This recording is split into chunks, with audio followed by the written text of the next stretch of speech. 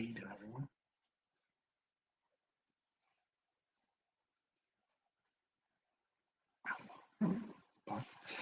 I can see a few have come on. Beautiful. Good evening all. Lee Ashby here, Motocross and Speedway Memories. Hope you're all good. Yeah, I am cold. By the way, I do apologise if I do a bit of a, like I'm doing now, got a bit of a frog in my throat. I'm trying to eat some aniseed throat sweets. I just brought up the noisiest chair from downstairs, which is really annoying. Right, I'm going to go on my Facebook quick and do the usual for all you Facebook people out there. I'm going to go into the comments. I can hear myself repeating myself on there. Right, so I've just posted that into one so that everyone is on Facebook. Unfortunately, you have to do it every time, which is really annoying, I know, but it's all about privacy stuff. Literally everyone that comes in on Facebook have to click on this link for every video so I can see your name, which you can see me now posting them in there. You can either click on the blue link that's in the post before you come in the video. Hi Tina, hope you're good. Or go into the comments and find the link and press on that. I'm just going to go onto my page. So that's my page, my own Facebook and my group. And then hopefully we should be, hopefully we can get people so we can see their names that come up. Oh, I can see Darren. How's it going, my friend? This is a repeat I've watched Mass 50 times. How's it going? Congratulations as well to Bradley on winning the national title again in New Zealand. I see he's been over there, so I'm sure you've been having a good time over there. Is Bradley still over there now, or? Hope you're good, my friend. Right. So, I don't know if anyone's seen any of my posts or anything, but this seat's really annoying me rubbing like that. Let me see if I can put the t-shirt behind me.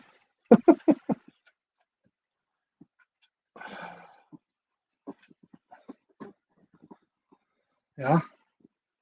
Mr. Men, Mr. Speedway. That's really annoying me. It's like rubbing on my coat.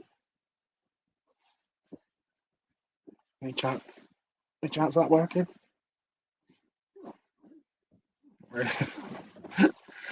So, not sure if you've seen on any of my posts. Obviously, I'm with Paul Teasdale tonight, former under 21 British champion. He's now he's been a factory mechanic and been all over the world doing mechanicking as well. So this is a pretty cool one that we can talk to him about his motocross and then talk to him about his mechanic career after racing. So that'll be interesting. Plus he's getting up super early. I believe he is in Brisbane. And he told me he set his alarm for, let's check that out as well, because he actually did tell me. And I was like, holy crap. So fair play to him for doing this for us tonight. Wow, for him, it's going to be a good morning, Mr. Teasdale. He set his alarm for 4:45 a.m. What a legend. Appreciate him doing that. So it's nice and early for Paul over in Aussie. So he's actually over in Aussie, Darren season, not far from you.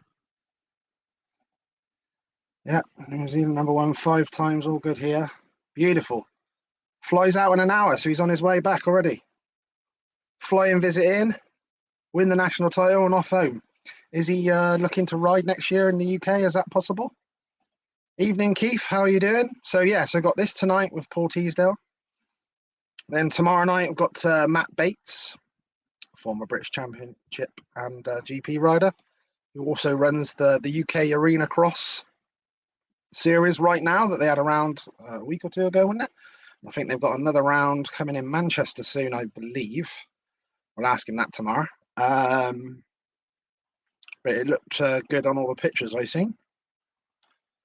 And then on Wednesday, so that's 7 p.m. tomorrow night with Matt Bates, UK time live. And then Wednesday, 7 p.m. UK time live, I shall be with the legendary commentator, Mr. Roger Warren. So we'll have a good chat with him as well. Oh, he's going to ride in Denmark and Poland. Interesting. I know he said he had a bit dodgy with the average and all that in the UK. Oh, thank you, Philip. That's much appreciated. Thank you very much, mate. Appreciate that. It's very nice.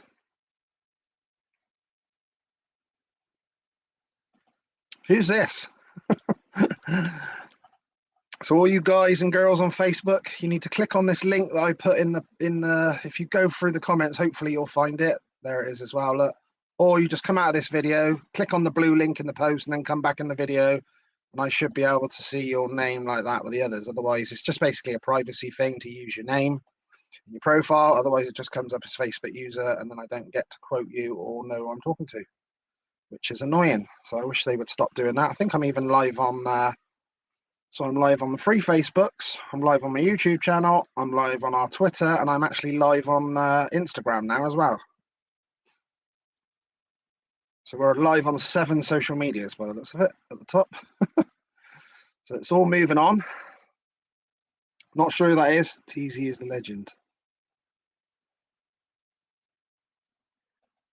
Yeah, good. Mr. Ben Carr already flying up to the 100 mark in our reunion 4 already in just a few days. So massive thanks to everyone that's getting booked in to our motocross and Speedway Memories BSMA Reunion 4. Already on to the 4th one. Crazy. You might have seen my post saying that we've got our start girl herself back, Demi J. Arnold. She did our original Reunion 1, which was way back now in September 2021. So yeah, that's already flying by, and we're now on number 4 in 2024. Plus, we'll be doing our second Battle of Britain in August, September this year at Landrake. Just got to sort and totally confirm a date, and then I can tell you guys that as well. See me bleeding everywhere. Caught that on the photo, a picture on the picture frame on the back of there, and just split right across my finger. Typical. But yeah, so all you guys and girls can message me and get booked into our meeting. It's on the 27th and 28th of April 2024. We are going to be up to the national track in Wales, Merthyr Tydfil, at Monster Mountain. So we look forward to that. It is literally on top of the mountain in Merthyr Tydfil in Wales. Some pictures. I went to the very first event that was there in the summer for the MX Nationals, which is obviously now called the Fastest 40. Was going to commentate, but the mic didn't work, so that didn't go ahead in the end. But yeah, did some other social medias and some media for him. But yeah, big old place, sort of like like an AMA practice track in the middle of the desert. It's absolutely mental. It's a huge place, so we ain't got to worry about parking and everything, which we normally do with the reunion. So there's great as the old Chambers bikes. So yeah, and then also don't forget, I have got this bike raffle is going. You'll see it there at the Shoe and Shine at the Foxhill. Look, Vets Foxhill, MXDN, 2007 125 RM 125 2-stroke. Absolutely beautiful, as you can see. It's basically been built up all like new. See all the special forks, look, the pipe. So you can message me for any numbers on that. We're only having 160 numbers, that's it, total, in this draw for this bike. And we're talking over £7,000 worth, so imagine winning that to start your new year. That's what everyone's after. Look, the old super final trophy. That's in memory of me and Kevin's dads, Steve Wheeler and David Ashby, to be the Motocross and Spear Memories national champion. Yeah, so I don't think any of our previous winners are booked in yet. So yeah, we will see. Harvey James won Reunion 1 at Little Hampston in Devon. In Reunion 2, AMCA legend, Mr. Luke Burton won at Cullum, Reunion 2 in 2022. Last year in 2023 at Whiteway Barton in Devon. Another AMCA legend, Mr. James Dodd, won. So none of those free riders have booked in yet. So potentially we definitely could have a as it stands, that was our trophies and all that at Cullum in round in Reunion 2 in Oxford.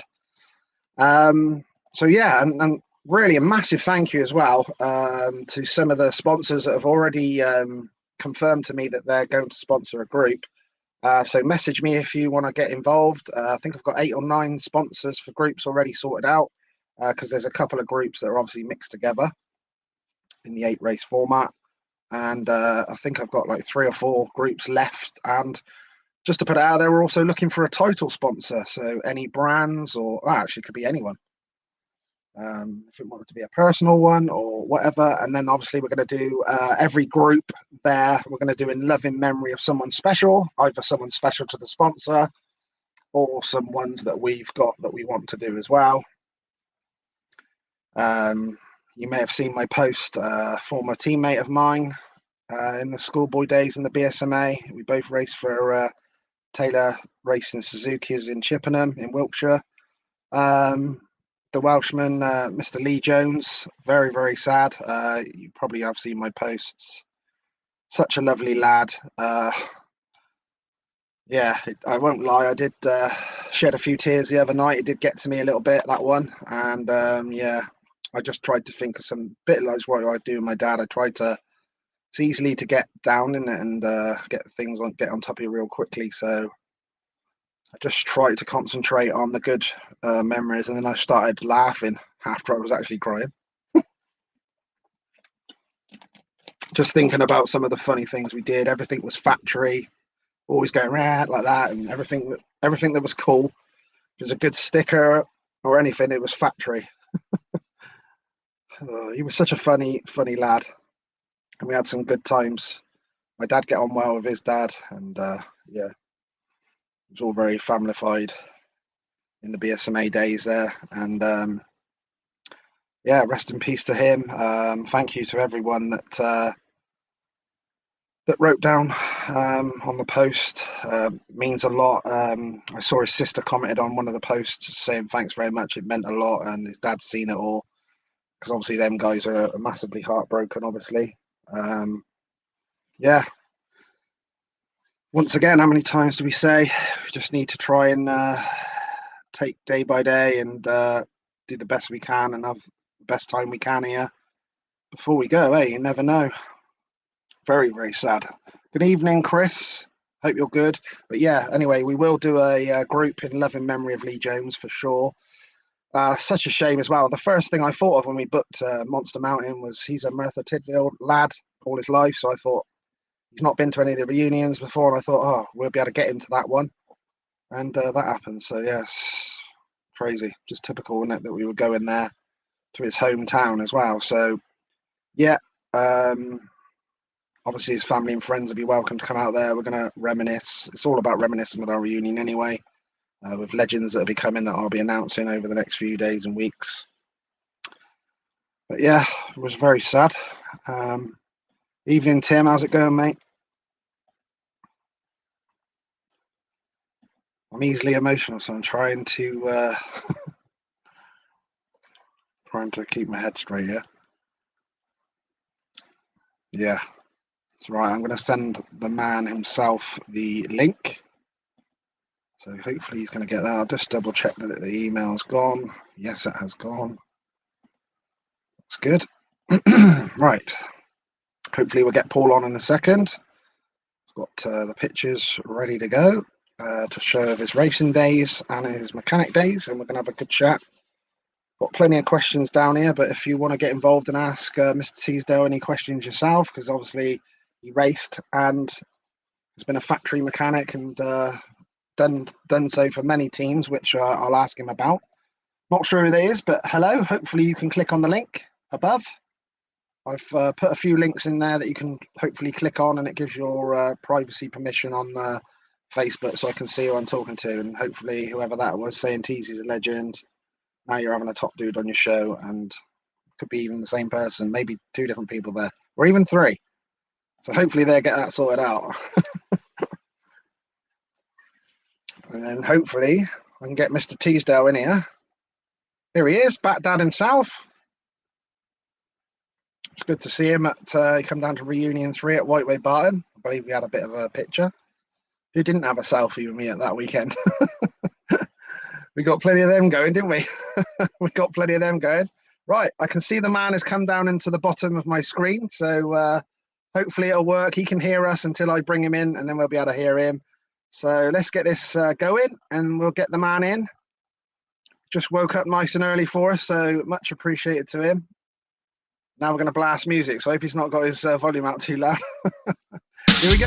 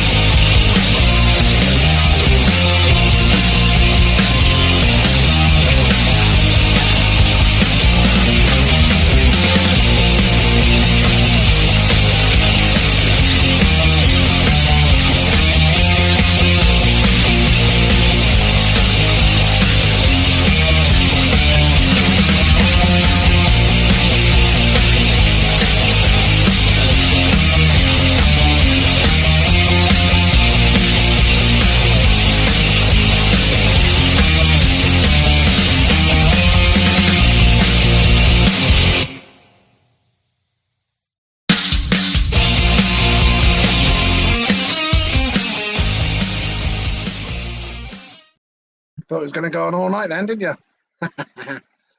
Right, here is, bring him in. Mr. Teasdale, can you hear us? Yes, can. I can hear you indeed. Flipping out, I can hear you clearer than I can the ones in the UK. What's going on? I don't know, internet connection must be good. Yeah, it must be really good. How are you, my friend? Not so bad, thanks. Not so bad. Yeah, early morning, but yeah, not too bad. So good morning to you. So what time is that your time as we sit here? 6:15. 6:15. Oh, so. You did say to me you were setting the alarm was it 4:45? Yeah, something like that. Yeah. Thank you very much for doing that. I do appreciate it, my friend. No problem. I'm glad it's you for the morning thing. I'm not good early morning. It's a bit chilly where you are. Mate, I was just about to say, what's the temperature over there at the moment? Oh, she's 27 and it's 6 o'clock in the morning. So come on, 27. It's actually been minus here, as you know, probably. Yeah. I'm sure you've got some family in the UK still. And I've done my time in that kind of weather back in the day, you know. So don't miss the cold. No, that's a bit of a perk over there now. I'm imagining. Just got Stephen Sankey here. Just put hi, Paul. Hope you're well. Yep. Hi, mate. How we going? You're sure you'll know this is? They haven't registered on the thing, but it says hi, Lee. My dad used to work for Paul. Paul's dad, Dennis, at his garage in Thirsk. Is that how you pronounce that? Okay. Yeah. Uncle still lives next door. Yeah, that's right. Yeah. So. Oh, Mr. Rumble's just said. Rumble has just said greetings from Monaco. He's hanging out with the FAM lot and all that, isn't he? Yeah. It's all right for some over there. I bet he's got decent weather there as well.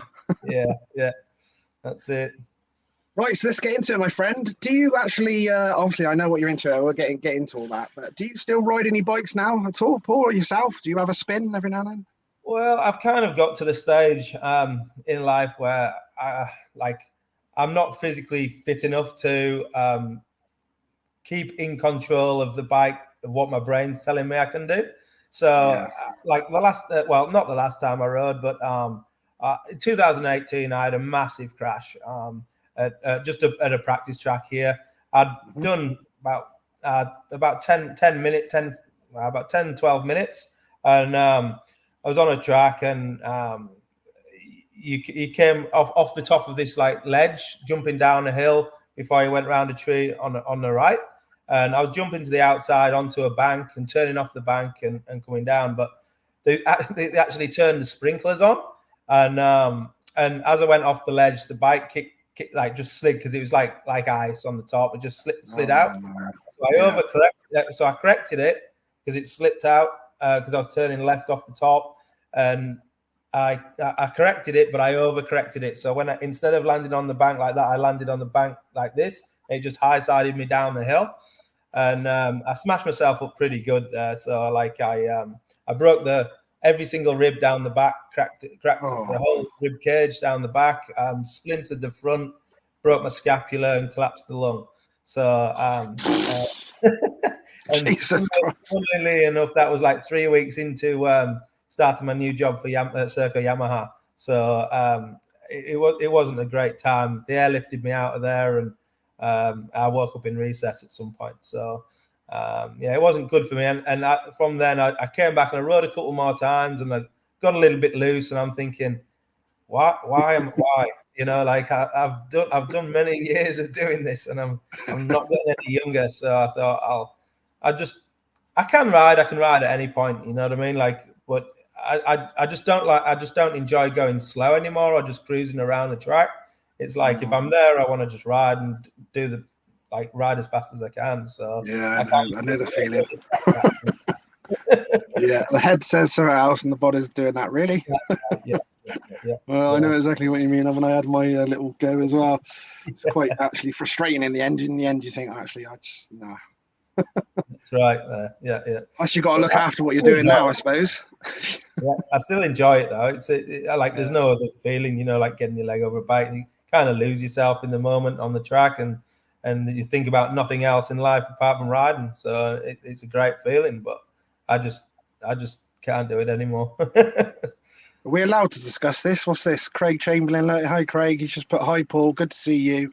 No one would ever believe our Worcester training camp stories, would they? Yeah, there's a few good stories from back in the day then when Worcester used to call their it was like over the schoolboy times where you used to go away over your school holidays and go away down to Worcester on the training camp, stay overnight and stuff. And it was such a good time down there, you know, like ride Supercross, which you didn't get too much to do back in those days, you know. So it was pretty good. It was real good. We had some real good times and some fun, and got up to a bit of mischief. But yeah, you know. Yeah, I bet you did. That's the track they call it Apex now, isn't it? That's right. Yeah. But it was pretty savage back in the day. Some of the jumps, it was like they were pretty peaked up, and they held a good Wednesday night series there as well. It was pretty cool back in the day. I think that's what I've seen on YouTube. I've seen it all with it looks pretty slick, doesn't it? And the light wasn't great, obviously, in them night ones. No. There's a few holes to be hit. You wouldn't get away with that now with the health and safety gone mad stuff. Not a chance. I mean, over here in Australia, it's probably even worse than the UK. You know, the health and safety issue. You know, like is it? Yeah. I mean, like I've never in the UK, but now like we're not allowed to set the awnings up on trucks without harnesses on. Got to have high vis, the hard hats, everything like that. Oh yeah. The set up this thing, and that the regulations and everything like that are like pretty strict in Australia. You know, like if it's too wet and it's dangerous because it's too wet, they'll call it off. You know what I mean? Because it's right. The so they literally don't mess about. Nah, they don't mess about. Like health pretty strict. Yeah. They could have done with that Matley a couple of years ago when that wind took all that flipping GP. Do you remember seeing that? Yeah. Jesus Christ, that looked mad. Pretty crazy, really. Oh, looks like we got Factory Phil's just come on as well. Mr. Phil Mercer just said hi, Paul. Oh yeah, Phil. So yeah, we had some days back at the Foam Parts KTM back in the day. Teammates there for a while and stuff. So yeah, we had some good times back there. Phil still riding? I think he. I know he had a big off because I did see him at the British Championship at Fox Hill last year. And I know he was just coming back from an injury, so okay, he should be on about riding now. So maybe Phil can come back and tell us how he's getting on now. Hopefully he's all good and he can be out there riding again because he was still racing fast before his big crash. So we're already talking about crashes too much tonight, aren't we? Tonight, this morning, tonight. Getting into some nice topics. So when you were racing competitively, what sort of year did you like pull back from that racing competitive motocross yourself? What was that reason at that time? Well, there's a bit of a story behind that one as well. I mean, I had one of my best years up and down year. Like I had one of my best years in obviously 1996. Yeah.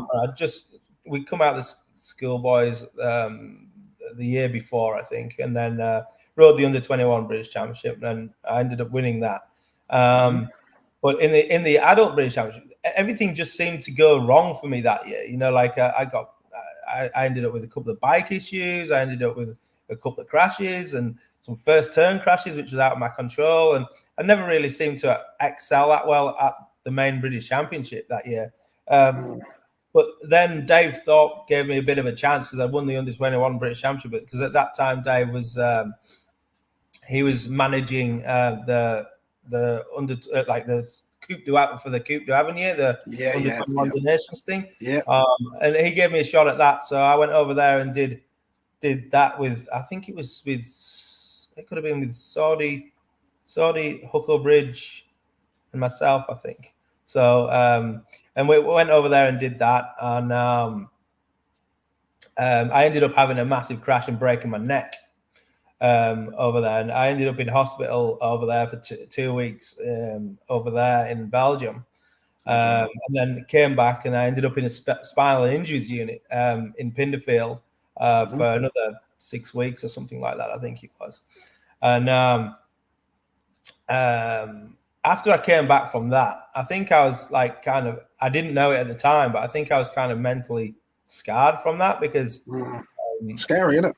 Yeah, I mean, it wasn't just that. It was more the fact that I was laid next to somebody that was I don't know who he was. Some young kid had his 18th birthday, fallen in a dry swimming pool and paralyzed from the neck down, and he was just constantly crying and day and night. And you just like think, oh, like this if things don't go right for me, it could be me, and you know, all that sort of thing. And it kind of, I think it mentally got to me. And like, so when I did get fit and get back on the bike again, I don't know whether it was, I think it was like not midway through, but like early 97.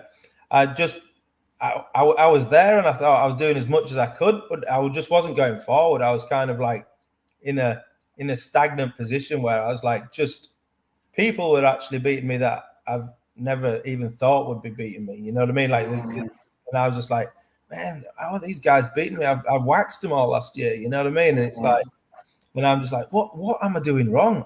I'm physically fit. I'm strong. I'm ready to go.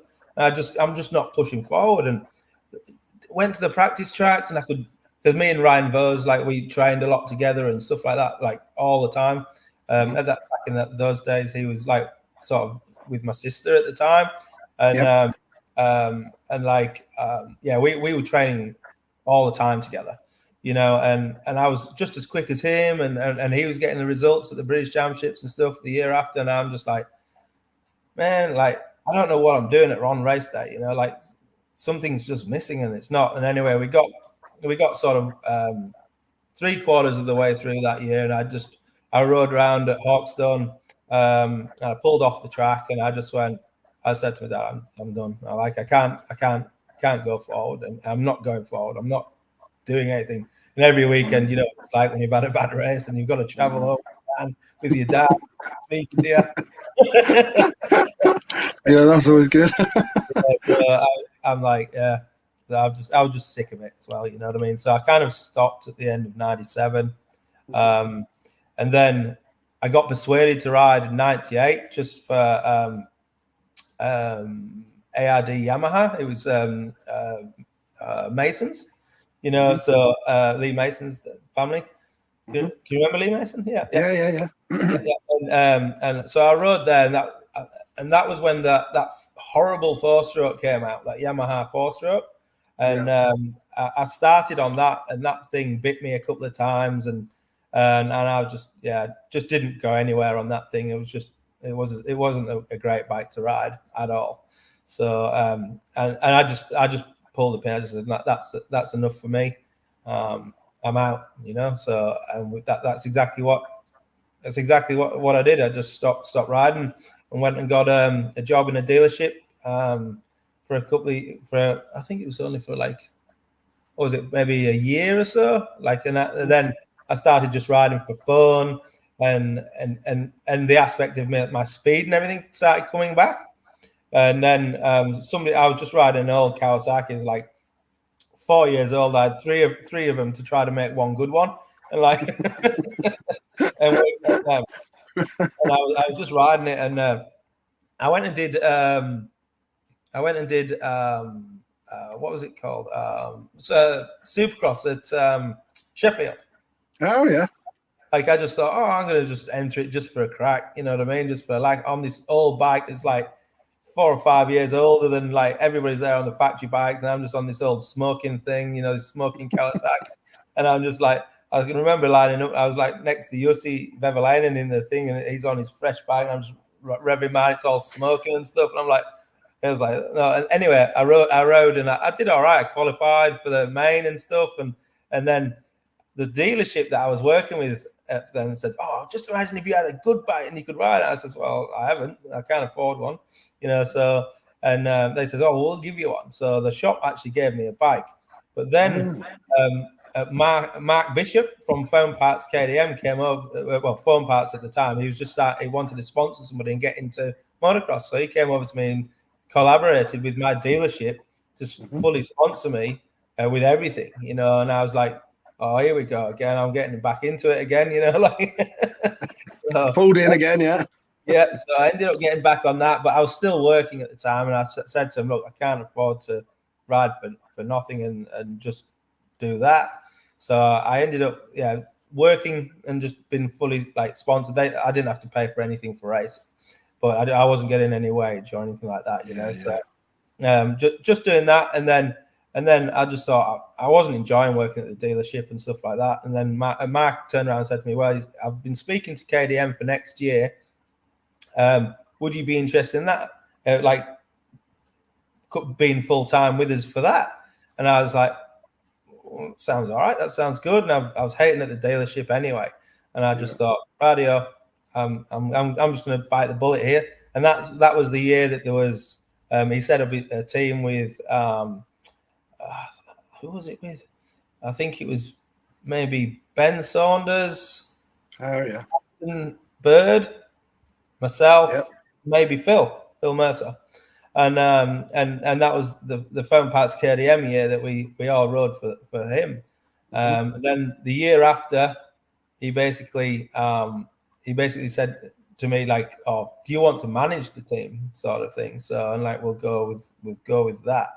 And I was like, yeah, okay, because I was like kind of to and fro, and I didn't know what I wanted to do. And I wanted to try to start a career because I was getting obviously to at the end of riding, and I was just like, okay, well, went down that route, and then went for a year managing. I think I can't remember who we had on the team. I think it was Jim Murrow. I was still riding some support race just for fun. There was Phil Mercer. And maybe Alex Rack, I think, maybe. Yeah. And then so I managed that for that year, and then I was going to do the same again the next year. But then Tim Chambers called me up and said, "Oh, look, we've got a spot for a mechanic. Do you want to come and do the GPs and stuff like that?" So after a long talk with Mark Bishop, we turned around and said, yeah, he said, yeah, you got to go and do it. That's a hell of an experience. So I'm like, okay. So we went and did a year. I was working for Mark Hucklebridge. And then I did a year of that. And then unfortunately the team shut down after that. But like at the end of that year, Neil Prince spoke to me at Cass Honda and asked me if I wanted to go and work for him. And I was like, yeah, that sounds absolutely awesome, because obviously Cass had made its name for many years. Yeah. And I was like, that's the team to be on, you know. So moved to Belgium. Talk to this man, that. Hey mate, how are you, Jussi? many good stories with Jussi, many good times. So Even got a picture. That even got a picture. Yeah, that was 2007. So Yussi went out on his own, yeah, we had a hell of a year. There was a lot of ups and downs in that year, a few injuries, riding with injuries. Even I got hurt. Well, I don't know. Yeah, I got hurt at that point as well, and we were both injured going to one of the rounds, and Yussi still managed to pull off a third, I think, at that race, and we both ended up in hospital the same time, same weekend, and there was only two of us there. Wow. Jesus Christ. So it was pretty bad.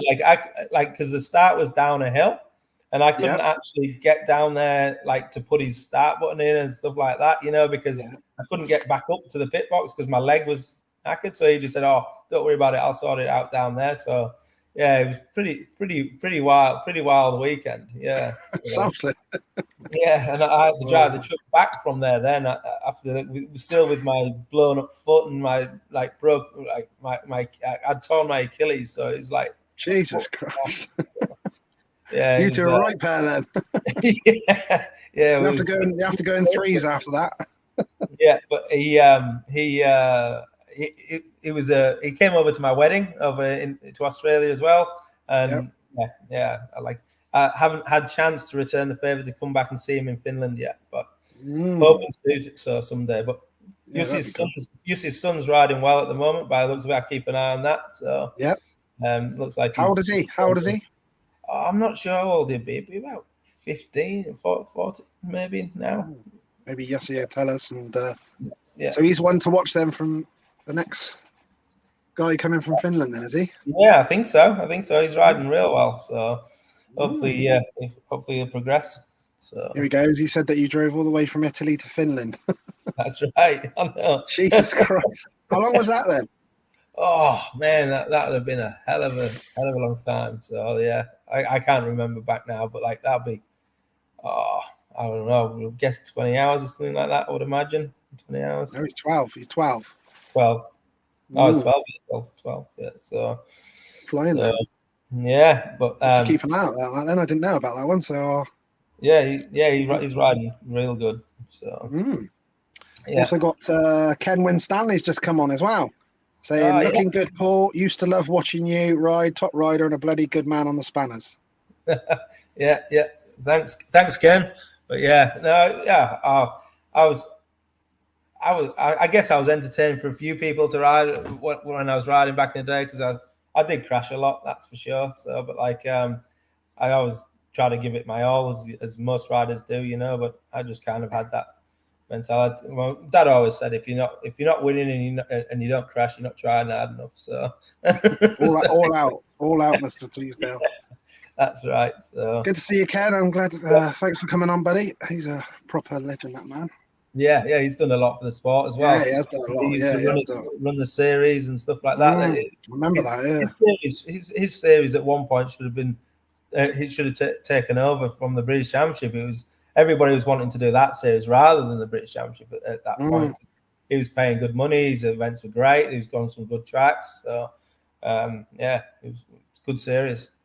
I believe he's still running his Winstanley Moto Park that they've got. I always like watching his videos. Yeah. They got a big old place there. I think it's enduro and motocross. I think right. Yeah, it's got a big old place out there. You have to have a look on Facebook.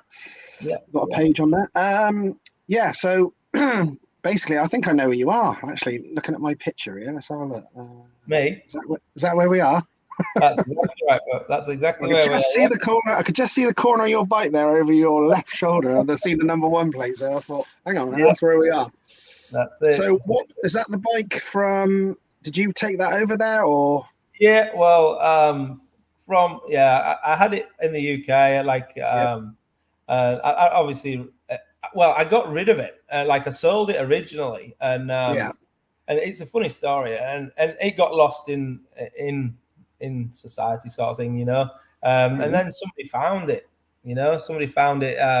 and said, oh, because it had a seat, the seat cover on it, and it was ripped, So and it still had my name, sort of the end of my name on it or whatever it was, and he said, I think that's your bike. So I went and it'd just been trashed. Do you know what I mean? It was actually laid in a barn like just dirt and crap all over it, and it was I just thought, oh, I'll buy it back. So I bought it back for £200, £200, and then I just stripped it, fully restored it, bought all the new stuff for it, and then built it back up. And had it in the UK. One of my friends wanted it for. I changed the sticker kit because one of my friends back in the UK had a graphics company, and he wanted to advertise his graphics company. So it was in a shop window for 10 years, just sat in his graphics shop window. And then he said he was moving premises and he didn't have room for it. So my dad went and got it, and it was just stuck in the garage in the UK, and all the pipe went rusty and everything like that. And I was just like, oh. And so I said to my dad, I said, oh, after COVID, so many people wanted to come and see us because everybody had been like locked down for so long. We hadn't seen the family. So everybody was coming over. So I said, right, well, what we'll do is we'll send one box with the heavy bits that we're going to struggle to get through customs. But then everybody else that comes over can bring parts for me. So I'm like, so everybody that came over here had something with them. So we had Jane's, my wife's niece, she came over. She brought some exhaust pipe and triple clamps and stuff and all this. And mum, my dad, they came over. Jane's dad, he came over and brought parts and stuff. So between it all, I got, obviously, I just bought a new plastic kit and stuff, and just got it all came over. And then as soon as I got it back over here, I just reassembled it again and put it and kept it here. So yeah, nice. It looks very, very cool. That's for sure. Nice little memento over there. Yeah, that's it. So it's just nice to have. I mean, it was just like there's no point in being in my dad's garage just rotting away just under a sheet, you know. So I thought I'll bring it over here, and it'll be good. So let's take it back a little bit. What sort of age were you when you first had a bike then, Paul? And what sort of bike was it? How old were you? That type of thing. Well, I had a bike before I was born. So my dad was mad crazy. Like he owned a motorbike shop. And as soon as he knew I was a boy, he bought me a bike. I had a little Italjet. I had one of them. Had training wheels on it and everything before, like as soon as I was born. Like and then as I obviously can't remember it, but then as the saying goes, Dad reckons that I was riding that before I was walking. Like, you know, I was actually on it because obviously he had a stop on the throttle just around the garden with training wheels. He was behind me and holding me on. So I was just riding that. Just riding that. And then by the time I was 2, I had the training wheels off, and I was going over wooden ramps with bricks and stuff like that, jumping the thing with a helmet on that's way too big for me. That's it. That's the picture. There we go. I love it. So like I had a balaclava on underneath it and stuff. That I just tried to pull the helmet out. Yeah, that's it.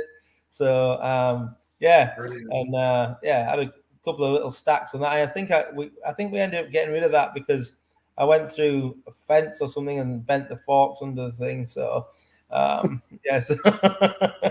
it started at a very young age, the crashing, I think. So what did you do? Like obviously schoolboy. Was it like BSMA, ACU? What was it that you?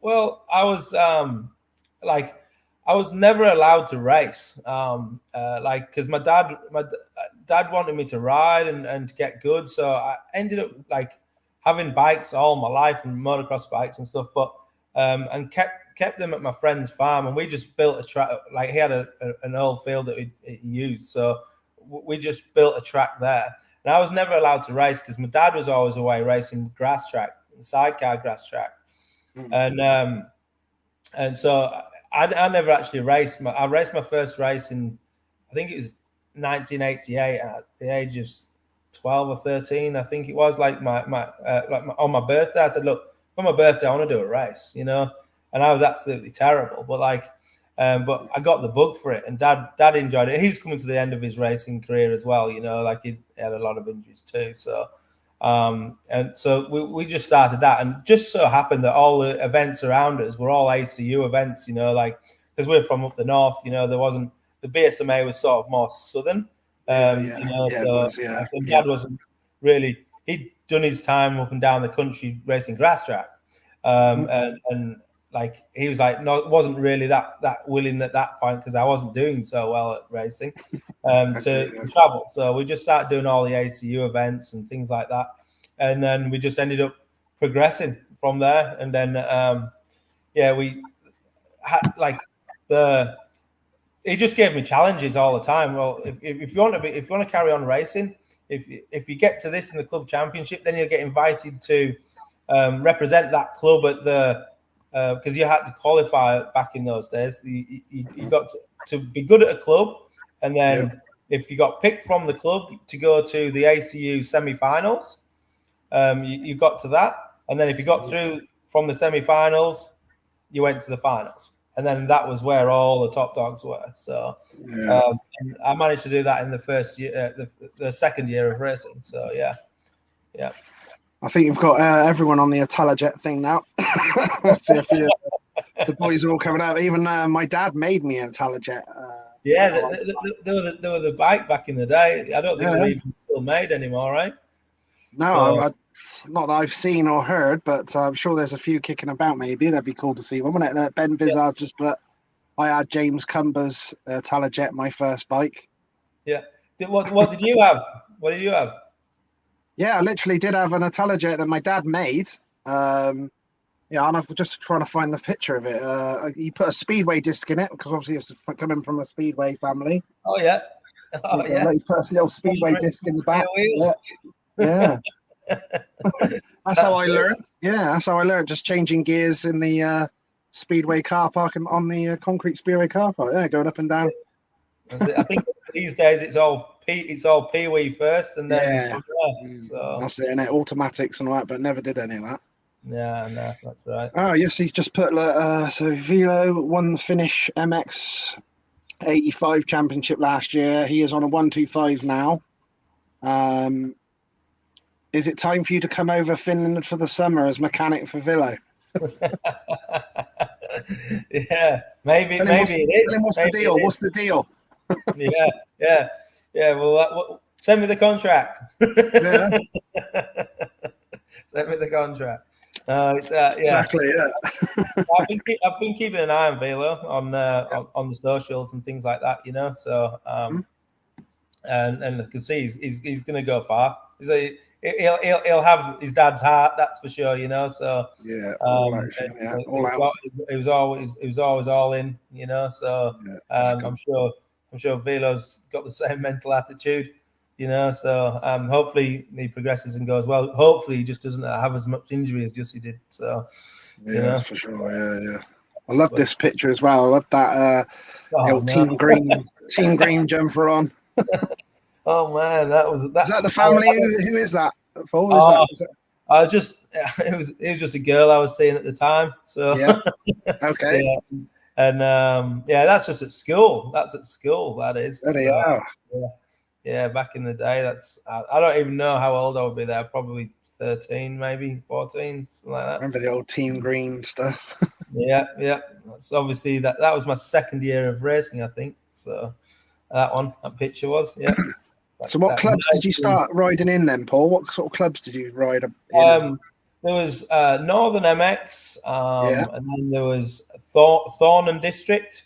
Then there was what's Hull District? Hull District. Oh yeah.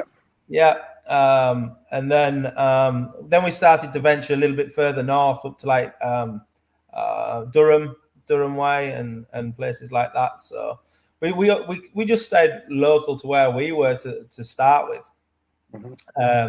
And then obviously as I got quicker and stuff like that, then we progressed from there because there's no good sticking around your own area and just like winning everything, you know what I mean? It's like we needed to keep challenge going. at some point. Yeah. So that's an old one. That's 1991, I think that is on the Cowie. So so that was Finningley, Doncaster Motor Park. That one. Oh yeah. I know. Yeah. That's still going. I think Doncaster's still there. So yeah. That's Yeah. Is that what year is that? Just trying to look on that bit of paper. 91, 92, maybe. 92. It's got a 2 on the end. I reckon it's 92. Yeah. Yeah. So that was my third year of racing, 92. So yeah, that's it. Did you enjoy the 125 two strokes? Yeah, I loved them. Even when I got into the adults, like I just loved being able, kind of more in control of that, if you know what I mean. I was like, kind of, just it was one of those things, you know. I could get my head down and I could go for it, sort of thing, you know. So it's it's pretty good, you know. Like that's up at Brampton. Brampton, The old Brampton. Yeah. I saw some coverage of that on Did you ever go there? YouTube. Did you ever go there? No, I didn't actually ride there. No, I watched. Track was awesome. It was awesome. It was pretty. It was if it was wet, it was a killer because it was so the hills were so hard. It just used to kill the 125s. You know? So like, wow. it was. It used to just be all the way up the hills, and then they'd just die halfway up. The pistons and stuff. So. That's a cool picture. That's Leon Day, Jonathan Waters, Andrew Crosby.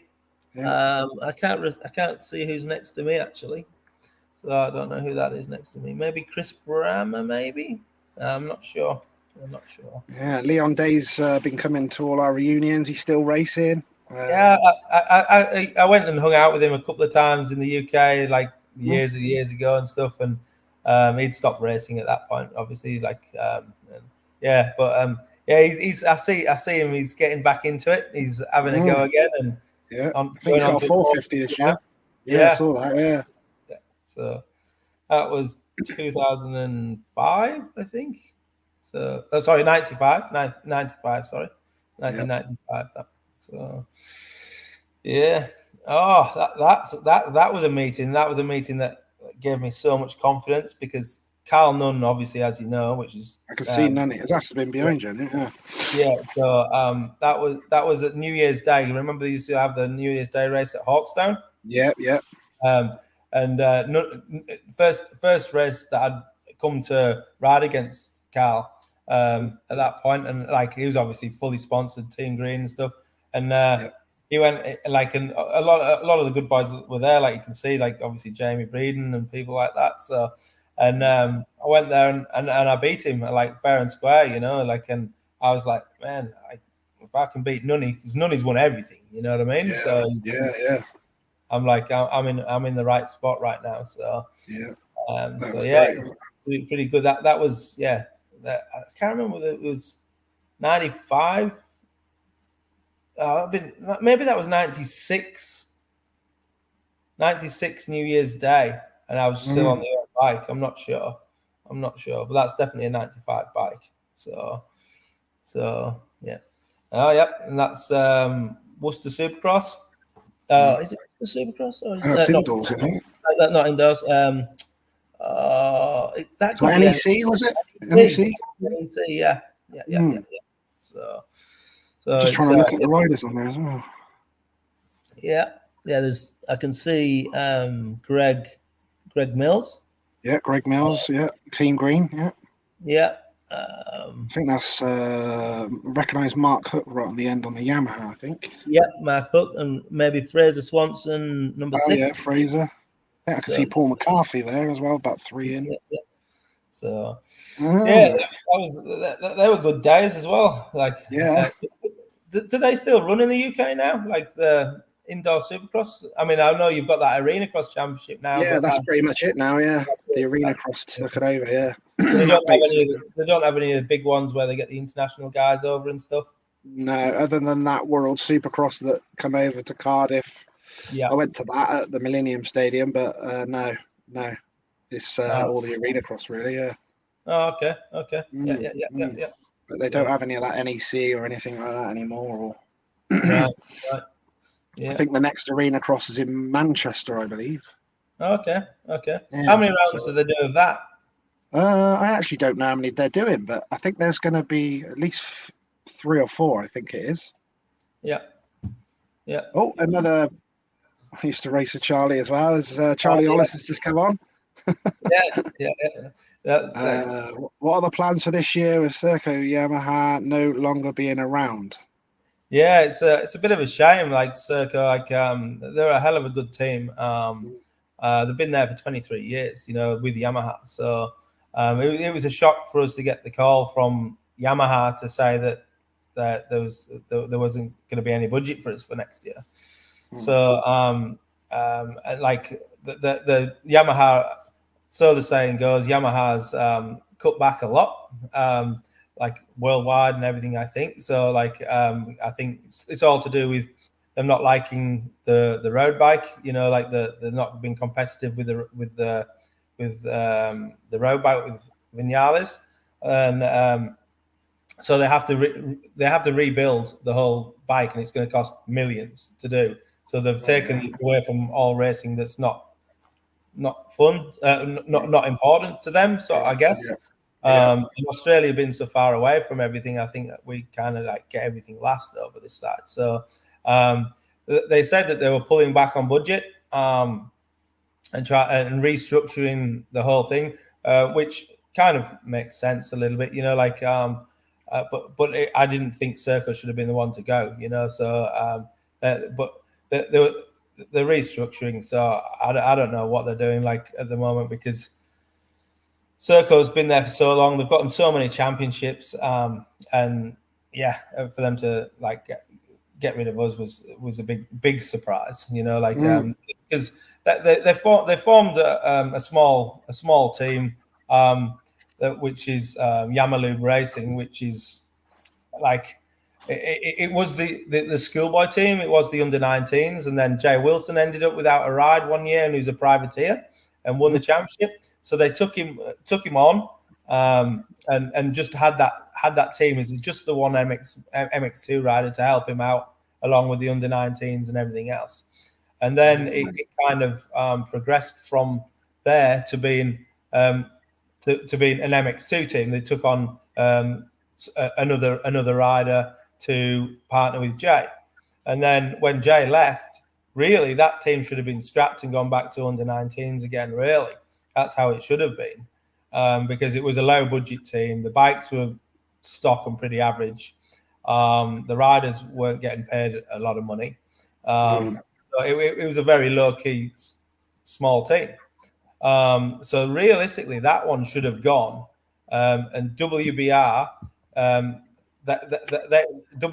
Yamaha, they are a shop which they fund themselves. They get a small budget. So, but they're a dealership, so they kind of have to stay Yamaha and have to be Yamaha.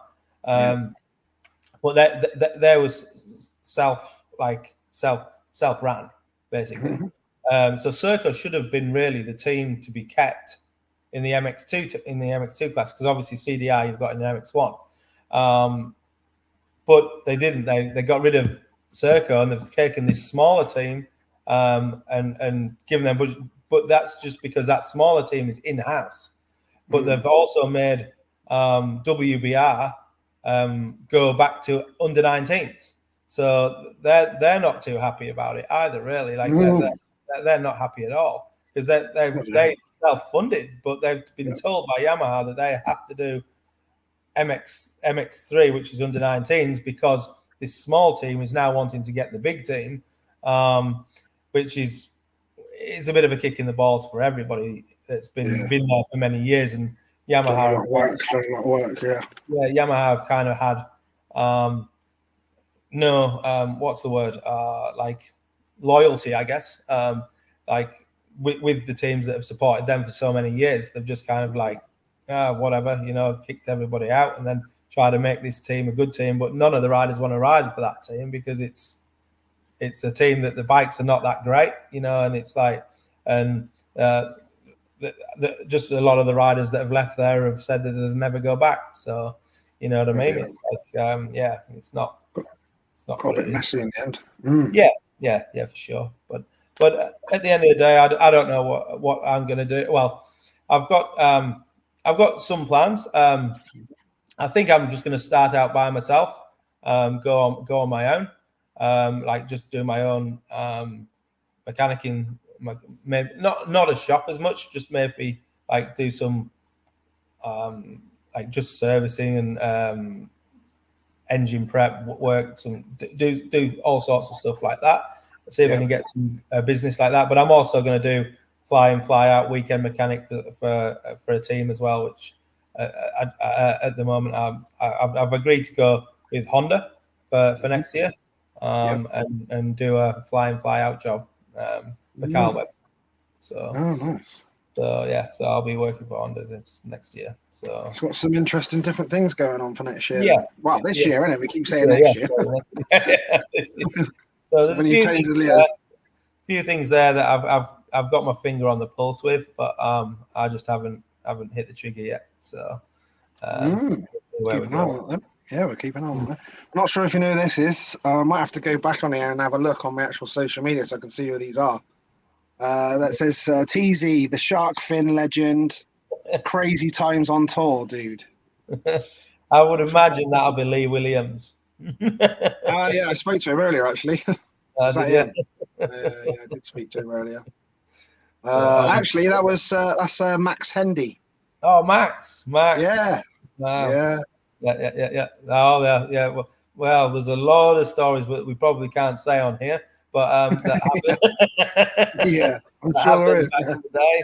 So, but yeah, no, like Max worked for obviously for the Kawasaki team there, and he done a lot of. We had some good times on tour, but as I understand, like the GPs are not what they used to be anymore. You know, back in the day, we had some good times. There's beer tents and everything else, and all the mechanics got together and had a few beers, and we had some good times and crazy times, and it was all that. But as I understand it now, everybody's just keeps themselves to themselves in their own rigs and get their head down and go straight to bed. And that's true. Yeah, weekends are pretty quiet from not quiet as in work, but like pretty steady for mechanics, you know. Yeah, not too social, but that's why we do our reunions. I've heard more. I've had more like comments and things like on your reunions and vets donations and all that, saying that they are 3 times the events of the GPs and all that lot these days, you know. So, they have been enjoyable, for sure. Lots of reminiscing, lots of socializing, and it's like the old days, really. Yeah. Who's this? This is Steve James. Oh, yeah. Hi, TZ. Good to see you on here, mate. Yeah. That's it. So, Suzuki man, isn't it? Is that James? And what's that? They were the Suzuki guys, weren't they? Steve James? Yeah. No, they were LP Kawasaki. Oh, was it? Sorry, yeah. It was the one that was a Suzuki then. I thought that was a James. Rob Hooper. There was another. It was an ET James or something like that. Maybe that was a Welsh one I'm thinking about. I'm not sure. No, Steve James is, I'm thinking about a Welsh one. Oh, okay. Steve James ran LP Kawasaki for quite a lot of years. Is that you were because you went to the Kawasaki as well, didn't you? Yeah. When I finished with Cass Honda, I came back to the UK. I could have gone on to do GPs again, but I'd done like 8 years of being away, living in Belgium and things like that, you know. And I was like, I had a girlfriend at the time, and I was kind of like wanting to be home a bit more. So I came back to the UK, and I'd actually signed with Dave Thorpe at CCM, and I was working for Churchy. Churchy with Saudi was on the team and Churchy, and then I was working for them that year, and then they got burgled. Can you remember that? And all the bikes got stolen, and because the CCM, the workshop got like raided, and everything got taken. All my tools, all the CCMs. There was only one there was only one bike left, which was in the back of Ryan Thorpe's van, which was one of Saudi's bikes. Everything else got stolen. So, and obviously because CCM was, they didn't have, they weren't building motocross bikes, you know. They just made them specifically, just specifically for the racing. So that was it. The team stopped because there was nothing to race. Everything was gone. So I was obviously left with no job at that point because there was nothing left to be a job. So I left there and I went back up to my parents' place, and it just so happened that Steve said, "Oh, well, I'll take you on, and you can come help out with me, and I've got somewhere for you to stay and stuff like that." So I went over there and started working for him, like a little bit here and there, sort of thing, on the first year. And then he says, "Well, I'll take you on full time next year." So 2012, I ended up doing a full year with LPE, working with. It started off with Martin Barr, finished with Gordon Crockard. So and there was Ray Rawson on the team as well, and I think I think he got hurt as well. So but yeah, no, it was good. We had some great times with Steve. Some great times. It was good. Enjoyed my time there. Like, I had such a laugh, and we still stay in touch. And when I came home last time, I ended up going over to Hull and going out for a beer with Steve. It was great, That's nice, yeah. But at the end of that year, I got offered to come over to Australia, and Steve says, "Oh, if that's what you're going to do, then you need to do it." So I was like, "Radio." So I was like, ready for a new challenge, new thing. So packed my bags and came over, basically. So how long have you been there now for, Paul, in total? I came over. When was it? November 2012. So Wow. yeah. So. Soon flies by, doesn't it? It does. Yeah. So it's well, it's a long time. What was it? 11 years. 11 years. Yeah, already. Have you enjoyed the way of life over there, Paul? The way of life over here is it's great. It's fantastic. It's like it's not how it used to be, like with expense and stuff like that. It used to be a cheap country to be able to think. It's got more and more expensive with taxes and everything else. Yeah. It's not what I would class. Well, it's expensive over here, like for a lot of the things, But the way of life over here is fantastic. There's so much opportunity, and the weather helps a massive part of it. You know what I mean? Like, especially in our sport, you can ride pretty much all the time. There's no real days that you can't ride. You know what I mean? So it's it's great. The team since I started here, unfortunately, the sport has obviously probably the same as everywhere in the world. I don't know what it's like in the UK as much these days. I've heard some things that the fields are smaller, the gate lineup small. But over here, there used to be so many teams in Queensland. There used to be like 6 or 7 teams in Queensland. Now we've dwindled down. With Serco going this year, we've dwindled down to 2. So it's like it's obviously had a hit. You know what I mean? But the events are still good.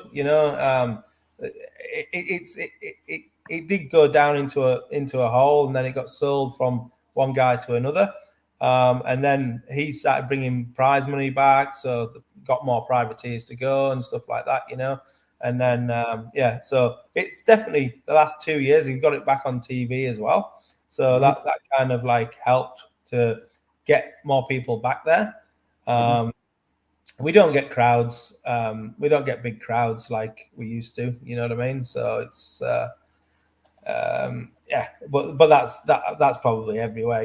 With the internet and everybody can watch it and stuff on TV and stuff. It's easy to stay at home. Sometimes. So, but yeah, no, the sport over here it's still good. There's still places to ride, and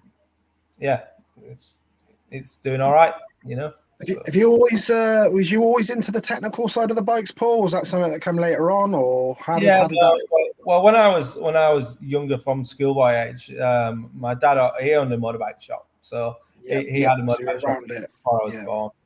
So he always said to me, he said, "Look, if you learn about a motorcycle and you know what every part does on that motorcycle, then you can set a motorcycle up how you want to set it up."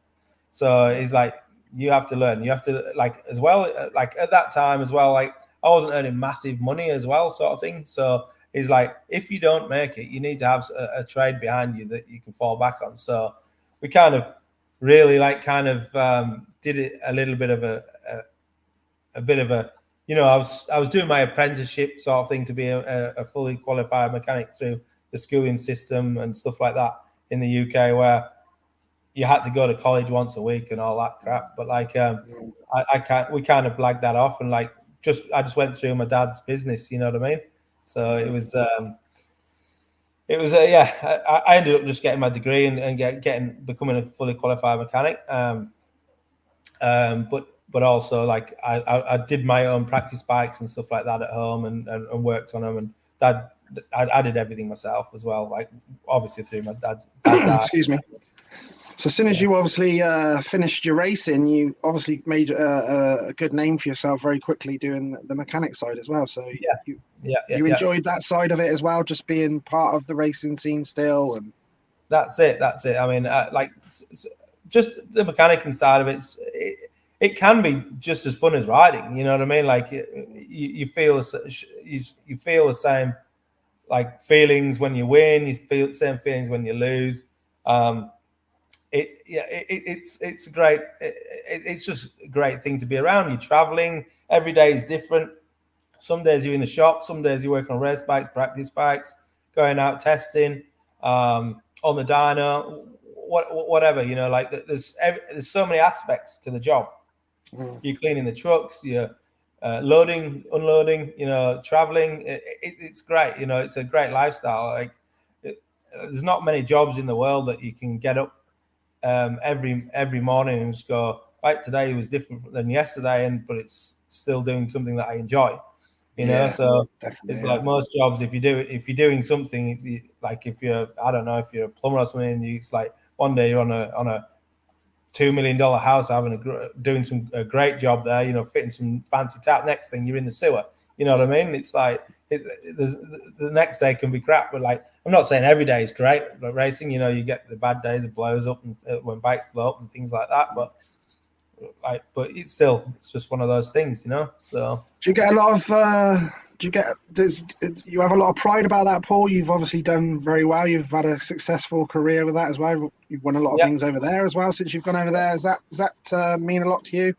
Yeah, 100%. I mean, like if something's not right, it's wrong. You know what I mean? It's like it has to be actually like perfect for me. Like these bikes are built to be a piece of art, really, not just a motorcycle. It doesn't matter if it's going to get covered in dirt in 2 minutes.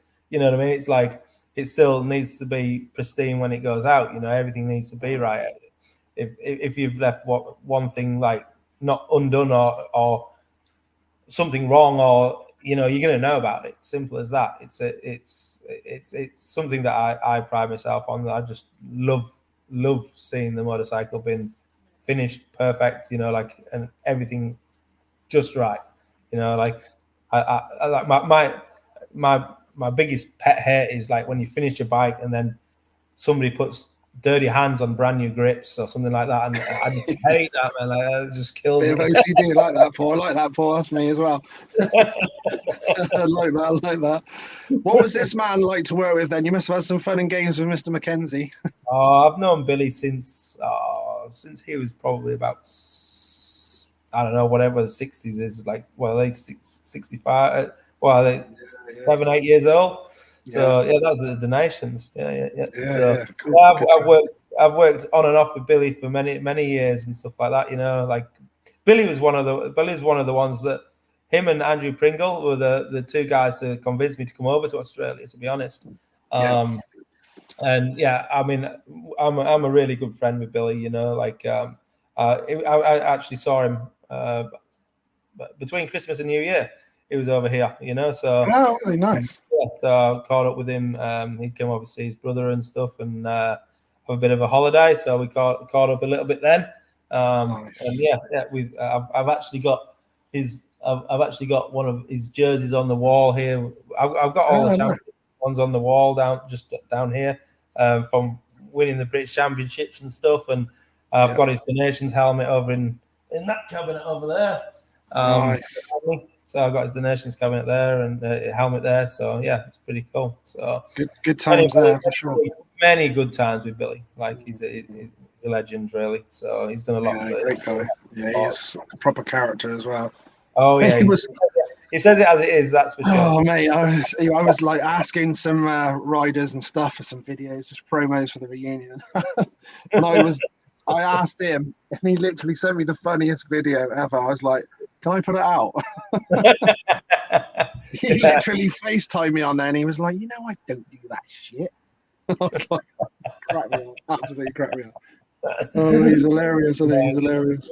You never know. You never know where he's coming from. That's for sure. He comes from left field. You know what I mean? That's for sure. Yeah. So you enjoyed that team as well. That was obviously a Yeah. cool team That as was well. that was actually at HRC in Japan. We're working out of that HRC's rig there actually in Sugo. The KYB Right, guy was there, yeah. giving us some advice and telling us what parts we were going to need to use. Because they had some obviously special parts that they obviously were testing, and then they gave to us afterwards. So obviously Andrew Pringle was the suspension guy, so obviously he's going through that, and Roger I believe is still at Honda. I think Roger's the I think he's the mapping guy there now at HRC. So Roger Shen. So that's Lee Williams. He was just seen him just a second ago in the other picture. Back in the day. Yeah. Raced with him a bit. Oh, you have? Yeah. He was on his Hondas. Yeah, I remember racing at Canada. That's right. Yeah, he always used to run Hondas. Yeah. Good rider. I had some good battles with him. Yeah. There's the old CCM. So that was one of the things with the bikes got. I actually didn't know that because I'd sort of come out of the sport a bit then. Well, it was Pikey's. Like we had them on video doing it. No way. Like gypsies, they came over and they just we had a big steel draw, steel shutter, and they used a plasma cutter to cut a hole clean inside of it. You know what I mean? Wow. So, and they just took everything. There was 8 of them, and they had a van down the road, and they just took everything. There was 8 of them just running backwards and forwards, taking bikes, taking everything, and they took everything. But we found out who they were, and they actually, I think, I don't know who spoke to them or whatever, but they said, "Oh, if you give us 20,000, we'll bring your stuff back. If you don't, well, they'll be on the next ship to Poland, and you'll never see them again." I think that was the go, and we never saw him again apparently. So isn't it? Yeah, it's crazy. So that was from my phone parts there with Mark Bishop. Yeah. So it's pretty cool. So back in the day, I used to do some training schools. I was going to ask you about that. Where did you do that then, Paul? I did them just from a local track at home. By me, like I did some there, and then like in the wintertime I used to go. There was a place in Sheffield that had a indoor practice track. And we used to go down there and just do some stuff on the indoor practice track there, just like getting some corner technique and stuff like that going on, and used to do that just for extra cash through the winters and stuff like that. Yeah, in the off season. Yeah, I didn't know that. Mr. Cyril having a bit of fun there. That was what year was that? 2008, end of 2008. Yeah, maybe 2008. I think. Well, that was Tommy was over in the US riding for KDM at that point. Yeah. And then me and Billy were at Cass Honda, and we went over for some winter training over to stay at his place, and we were just riding and doing some testing out there and stuff like that as well. So we just stayed at Tommy's house.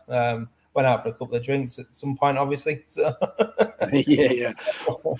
What was sort of when you were racing, Paul? Did you have any sort of like any of the pros when you were a youngster? Any of them were heroes or idols to you at all? Did you have any favourites? Yeah, probably a lot of the young ones these days won't even remember them. But like back in the day, for me, like I used to love Rick Johnson. I used to think he was absolutely awesome. Back in the day. He was. I had his videos and everything like that, like he had a video called Motivation, and he had another one called I used to watch them religiously, I just thought him and Damon Bradshaw, just because of his aggression, like he was a beast, so I've been chasing Bradshaw actually. I've been chasing Bradshaw for an interview. Oh yeah. Yeah. I did a good one with Ricky Johnson, so you can imagine Yeah. how excited I was, and then I got Warren Edwards onto it as well, so we had to chat about the NEC thing and all that. So that was pretty cool. Yeah. I rode against Warren Edwards at that Wednesday night at Did you? Supercross. You know. Yeah. So I used to ride against him there. So Yeah. He liked the Supercross, didn't he? He all sort of. Yeah. Him and Ryan Hunt. Hunt. Yeah, Ryan Hunt. Yeah, and then I remember him always doing the beach race, Ryan Hunt, and liking that as well. And I think didn't Warren go off and do all the German Supercrosses and all that and stuff like that? Yeah.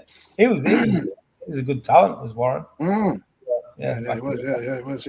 Who were your sort of the racers through the schoolboy era then? Who were your rivals throughout the sort of schoolboy times in before you went? It was basically Leon Day, Jamie Breeden, Greg Mills. Those guys basically through the schoolboy days and stuff like that. You know, Carl Nunn and Ryan Vos and all those guys were the age below me, sort of thing. So like we never sort of caught up until obviously under 21s and things like that. You know, and British Championship really.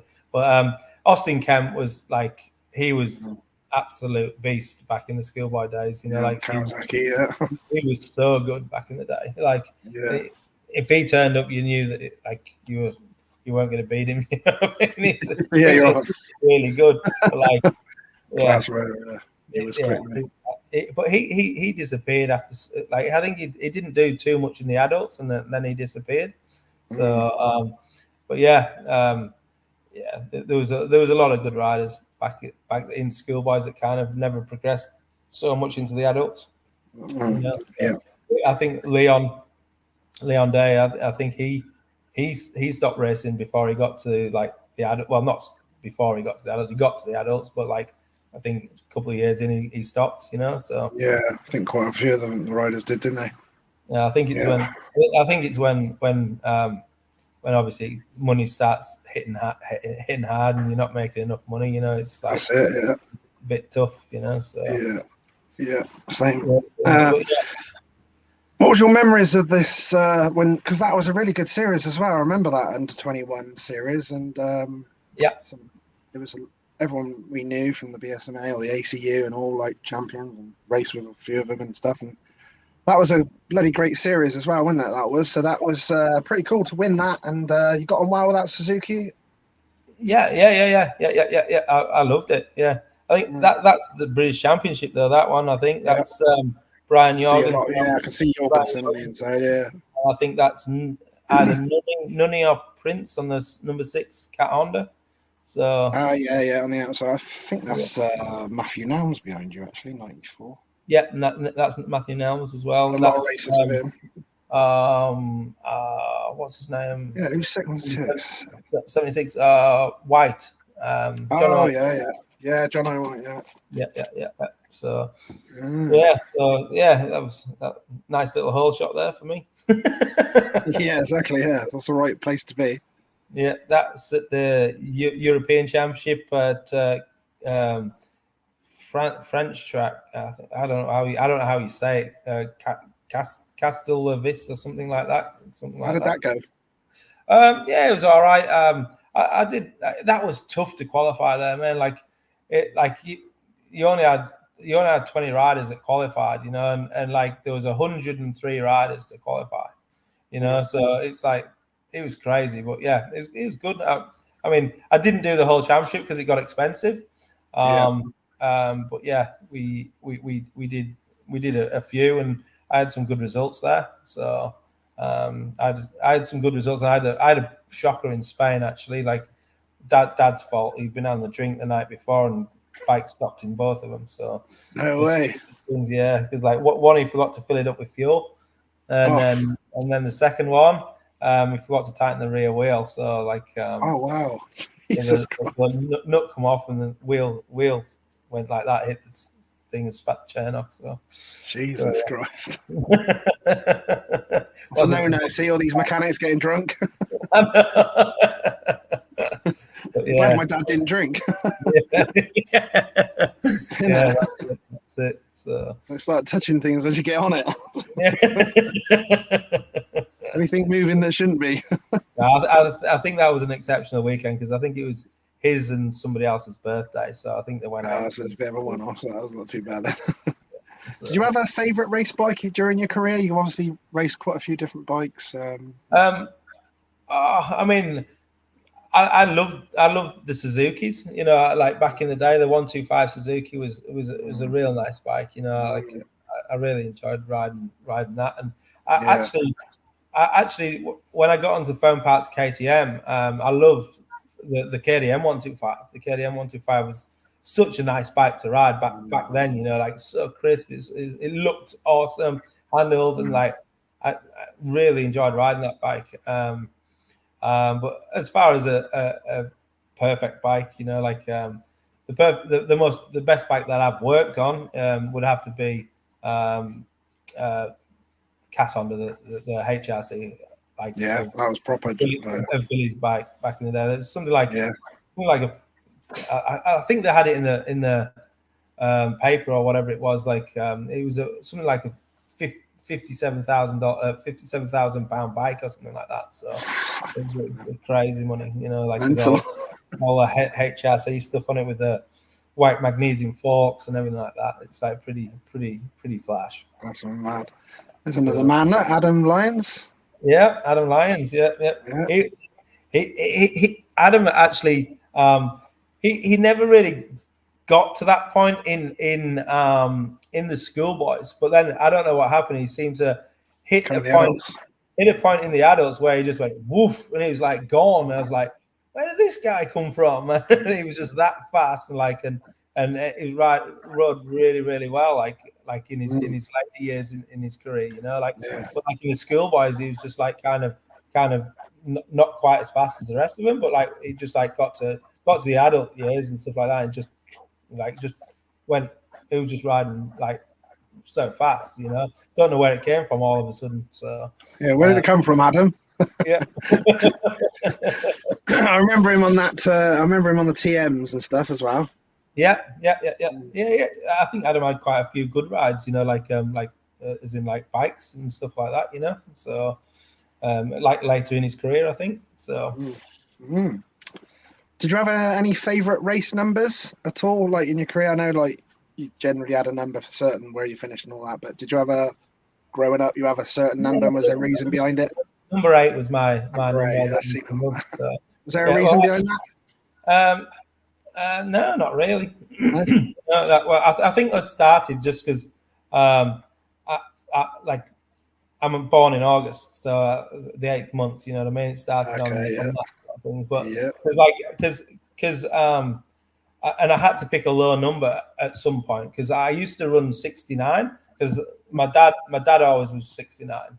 So I ran that like straight away as a schoolboy and stuff like that, you know. But then when I think when we went to the nationals, when I progressed to be good enough to get to the ACU nationals, I had to go for a low number. I couldn't have 69, so that's why I went. Oh, I'll go for the 8th, you know, the 8th month, you know. So that's pretty much what we did.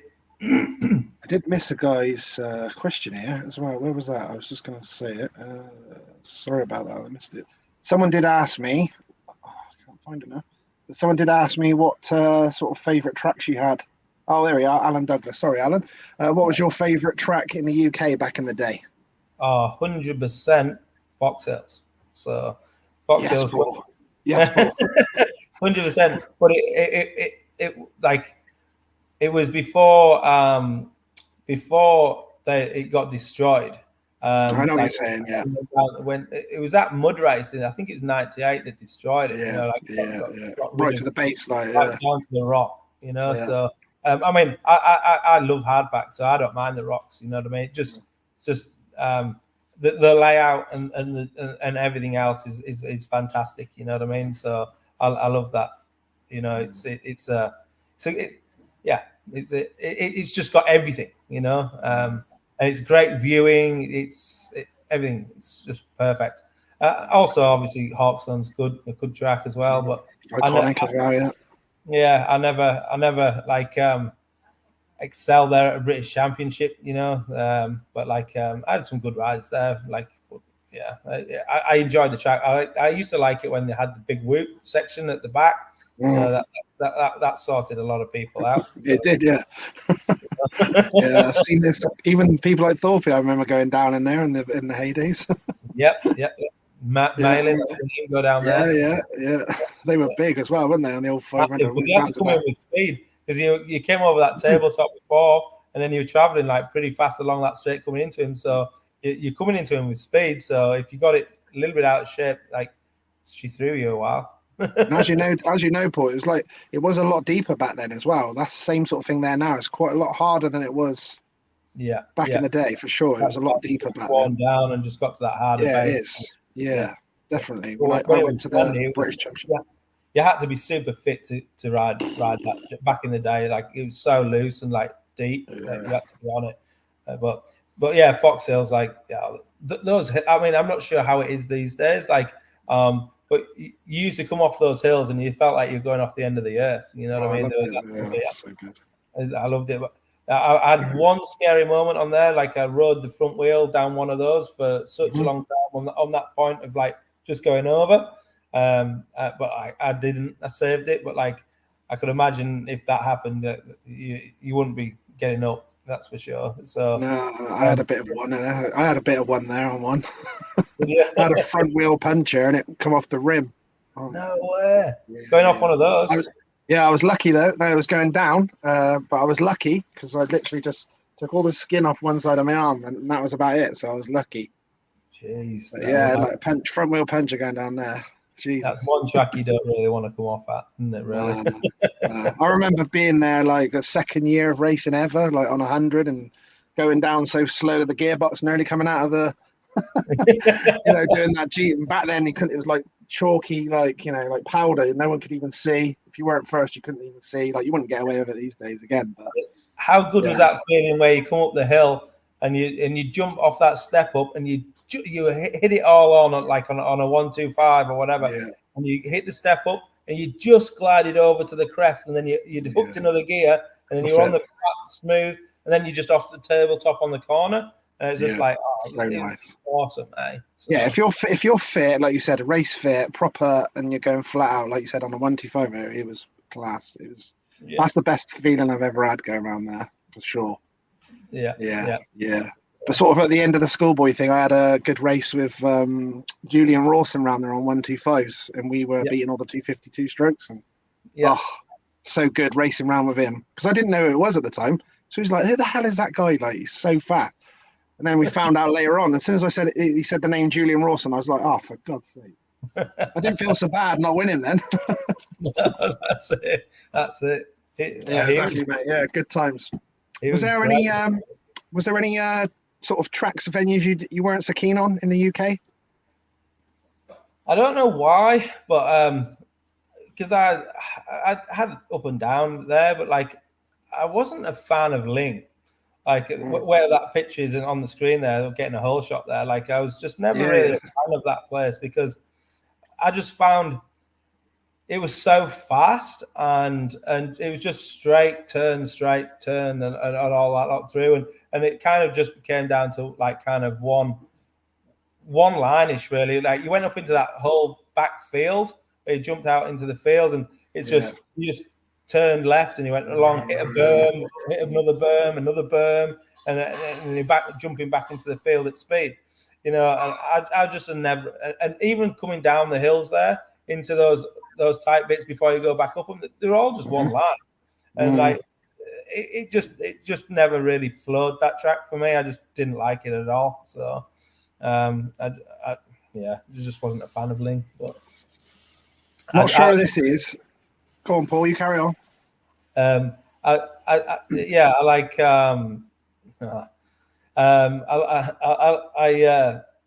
just never liked that track, and it was just even if you got a good start, it's one of those things that if you can put in, if you're willing to go that fast over square edge bumps and stuff like that, like then you did well. But like it was definitely a risk taking thing quite a bit, wasn't it? You had to hang it out and got quite rough. It was quite naughty track. Yeah. So he's just said here, hi Lee, just tell Teasdale quickly that Hendo has fallen off his scooter yesterday in Thailand and took all the skin off his knee. Nothing changes. And yes, me and Teasy had some great times and made some fab memories for sure. That's Steve Steve from LPE. So right, okay. You know, Steve James. Yeah. Steve James. Yeah. We talked to him earlier. That got wrong. You know, he was talking about Steve Henderson, Hendo. Yeah. Yeah, he's gone back to Thailand, so he's like. I see. Yeah. We're just having a joke with him. It's like I says, 100% he's going to be back over there causing trouble and like crashing scooters, and he says, "Oh yeah, I would imagine so." And then that's flip flops on and stuff like that. I expect, and put your foot down, and oh my god, cringe, isn't it? You do that, ouch. Who would you say was the biggest influence on yourself racing, and then the biggest influence on yourself in the mechanic side of things? To be honest with you, like back in the day, I used to look up a lot to like Dave Thorpe. You know, like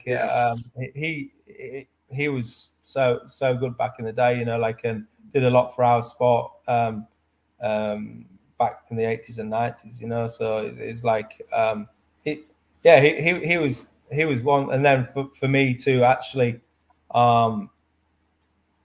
like be able to work with him for that year and stuff like that, and yeah, it was great. Like I looked up to Dave a lot, you know, like back in the day for riding. Yeah.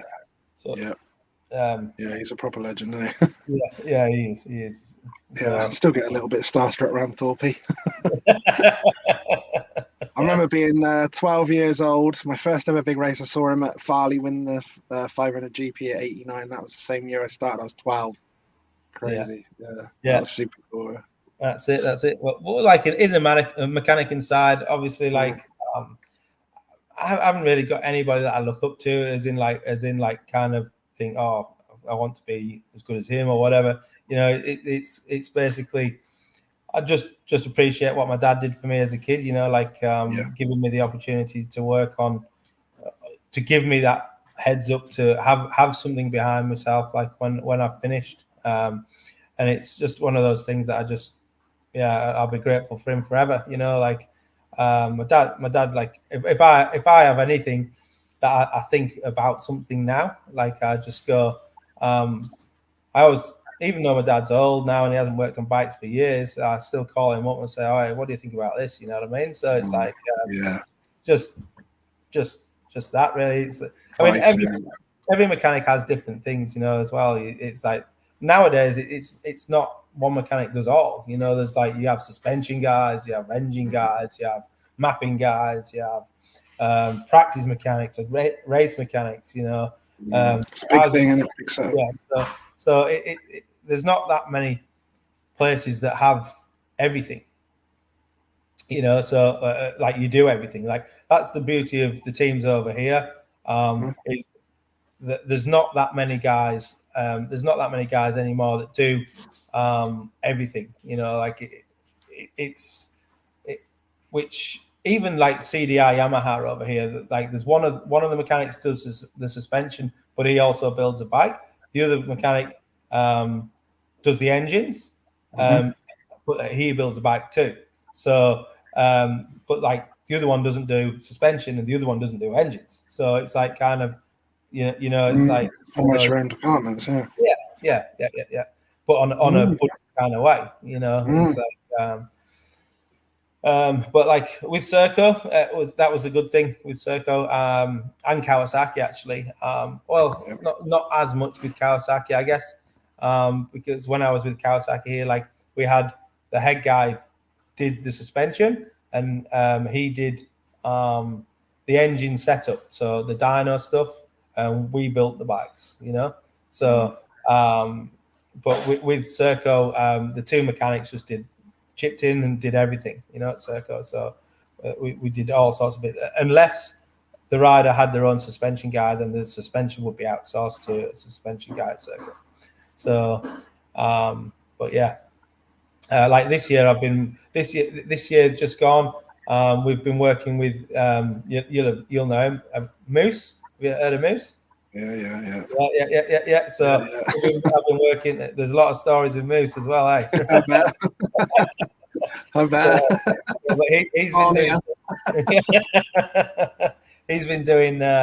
he's been doing our suspension this year. So yeah, and yeah, we've got a real good relationship with Moose.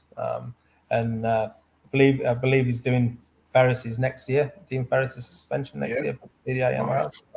Nice, yeah, it's good. You know, I mean, yeah, we'll see how it goes. Is there any teams that you think to yourself, oh, I'd love to work there? Is there any like GP teams, any American teams? Well, originally when I first heard that Serco was finishing, I was like, oh, what am I going to do? You know, like because I don't want to. The problem with Australia is all the teams now are all down in Melbourne. Like, well, not all the teams, but majority of them. There's like four big teams down in Melbourne. There's obviously KTM headquarters, which is Sydney. It's like I'm happy with my lifestyle. I'm happy with my house and my wife and family here. I don't want to move from Queensland, you know, so it leaves me limited options. So I did think about like going and doing a year back at GPs. I had a few people ask me about jobs in GPs if I come back and go and do that, you know. So and I was contemplating at one point. I said to the wife, I said, well, what about if I go back and do a year in GPs?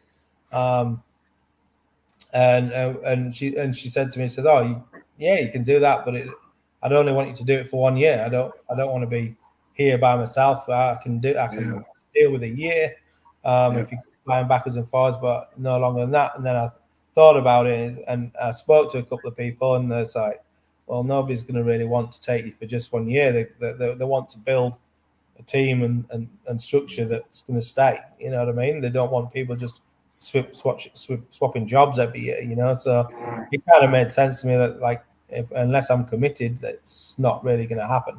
You know, and it's the same deal with America. Like I had a few people I was speaking to in the US, and I was like, just getting the green card and all the rest of it for America is just hard work, you know. Getting in and then having to get my wife and the kids and all that lot to go over at the same time and uproot again and move. It's just something that I basically can't do now, you know. I mean, I'd love to give the US thing a go for a full year, but I've heard that well, I know that their schedule is crazy. The amount of races that they have, like it's every weekend pretty much for Supercross, and then you have a couple of weeks break and you're straight into motocross.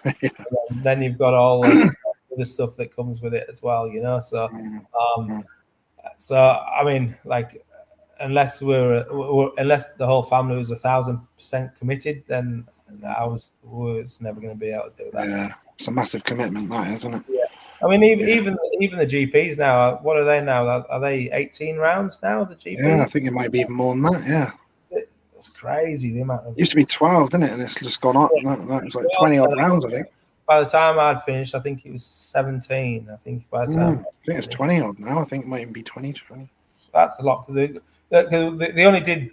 When I was there, they only did, like, three, maybe 4 flyways maximum in a year. Yep. Maybe it wasn't even that much. Maybe it was. I don't think it was. It was a couple, wasn't it? 2, yeah. 3, yeah. And then, but now I think we've got something like 6, haven't they? Something like that. Yeah, it's quite a lot, isn't it?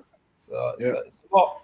I think they're riding in China next year as well. I think they're riding in China. I spotted back end of the season. Yeah. Yeah, there was talk of there was going to be a GP here in Australia. The first one was I was hearing for next year, but like I think that got canned somewhere along the line. So it would have been nice. That would have been cool as to have. Yeah, it would have been nice, to go there, wouldn't it? Yeah. So is that what you're thinking now then, along the lines of doing your own stuff for this season? And yeah, I'm thinking basically I'm kind of left in a place where I kind of like don't want to be, I guess. But I mean, I guess the next stage for me is to do a business of my own, and then I can still do the racing. You know, like I can still do the fly in, fly outs, or even if I'm doing my own business, like if I say to Honda or whoever and say, oh, well, you want me down there for a month, then you pay me for the month, and then I'll come down for the month. You know, fly in down there, do the month's work, and come back. You know, if I'm doing my own thing, I can do that. You know, but if I'm working for somebody else up here, then I need to get holiday or permission or something like that to be able to do it. You know, so that's not what I'm going to be doing. So. Be interesting. Do you have any weird and wonderful superstitions of any kind when you were racing? No, I don't get any of that at all. Eh? I know. I've never done any of it. No. I remember having some old pants and stuff. But I was going to say that's the old T-shirt or something underneath you always wore or something. Yeah. I had an old T-shirt. That's it. From 87. I had an old blue T-shirt that had holes cut in it for ventilation that I always used to wear underneath my armor or whatever. Yeah.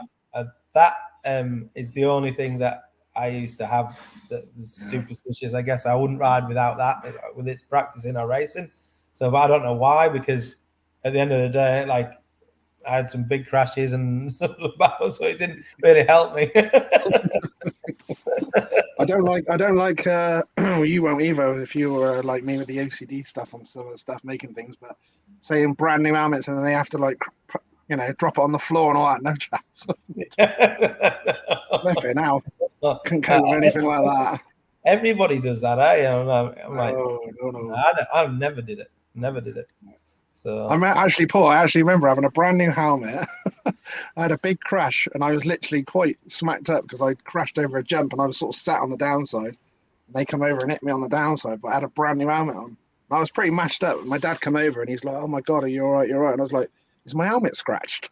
And he was like, "You silly sod." He's like, I was in a bad way, but all I cared about was the helmet was scratched or not. Yeah, well, say no more. Yeah, it's crazy. It's crazy what happens when you do hit your head. Eh? Sometimes, you know, like what you're saying, what you think. That crash that I had in 2018, where I said where I hurt myself. Yeah. Like my friends were there, and they still take the mickey out of me to this day because, like, I was there and I was going, "Get the ants out of my pants! Get the ants out of my pants!" Like this because, like, I had a massive hematoma all the way up my thigh where I landed, and that was obviously what was hurting me, but.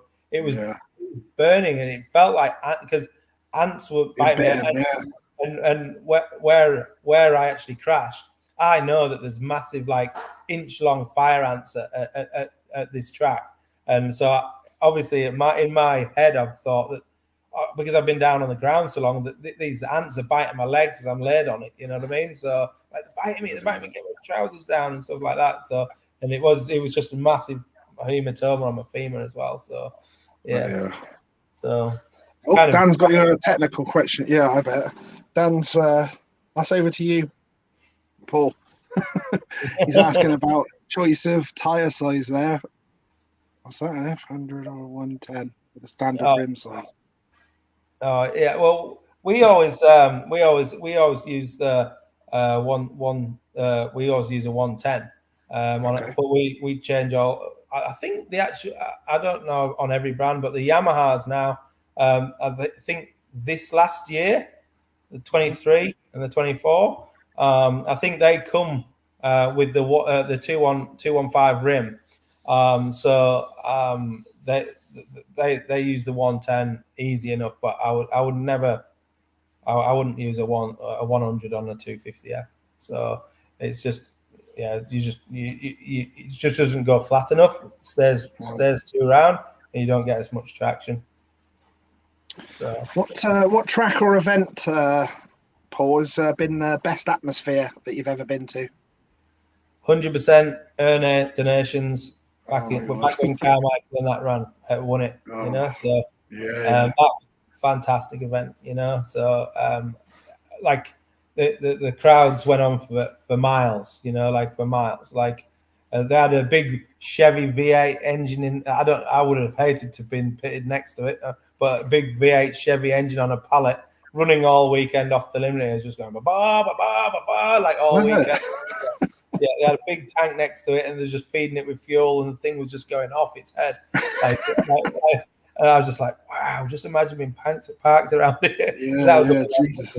the car parking, but the crowd, the air horns, the chainsaws, all that, like just ridiculous. Like the atmosphere was like, because obviously we're pitted there all weekend, you know, so down the other end, and people, the fans coming over, and then it's strange because then, like, obviously Sunday night everybody leaves and they are still there to pack down and all the rest of it and stuff on the next day, and it's like a ghost town. It's like you look up at the hills and you can hardly hear anything going on, and it's just like, this time yesterday, this place was the best place on the planet. You know what I mean? It's like, it's a bit surreal. Totally, you know. So, like that place. I don't know what it is, but that place just gets the people, and for the donations. I mean, I hope that we have great weather this year for the donations. Because I'm thinking about coming back over for that. So, that'd be good. Yeah, just like to watch and stuff, you know. Hopefully I get to see you there. I'm gonna probably do the photography. I did the photography for the GP this year, so that was really good. Yeah. I mean, I'd like to get over for these vets donations and all the rest of it, you know. As it's always gone, I've always never been able to do it because obviously I had races on over here and commitments. So of course, But now maybe I'll be able to hook it up and get it together and come back over for that maybe as well. Yeah, that'd be good. That'd be good. Have to see what the prices are. So yeah. I know. That's what I mean. Just how does that happen? It's like all of a sudden, like, oh yeah, I'm just gonna have a little ride, and before you know it, it's like 10 grand plus, and Jesus Christ, it's like, what's going on? That's it. Isn't it? Yeah. Is there any other sports that you like, Paul, or done or enjoy watching on TV? Any sports? No, not so much. I don't mind over here. The we call it football over here, but it's not. It's yeah, I get it. Yeah. Rugby, I guess. Rugby. Yeah. But yeah, I don't mind watching a bit of that. Like more like New South Wales against Queensland and the Origin, they call it over here, and watching all that. I don't mind watching all that, and like I do like that. And obviously MotoGP, the road racing, I watch that as well. So that's do you follow the Supercross, all the American stuff still? Obviously, yeah. So I watch that all the time as well. You know, I mean, last weekend's was a bit of a wipeout. So, but but when you got races over here and stuff, the weekend stuff. I mean, even when we got the Supercrosses on and we're away racing or something like that, the boys normally have it on the iPad and stuff like that, and we're all sat in the car on the way to the tracks in the mornings from the hotel. It's just like we're all watching it, you know, and watching it all the time. Yeah, of course. Is there any specific races or even meetings in general that stick in your memory from your racing? Oh, I mean, there's a lot for a lot of reasons. But, good ones. I mean, like there's some good ones, you know, like Sugo in Japan, you know, like we had some good times over there, you know.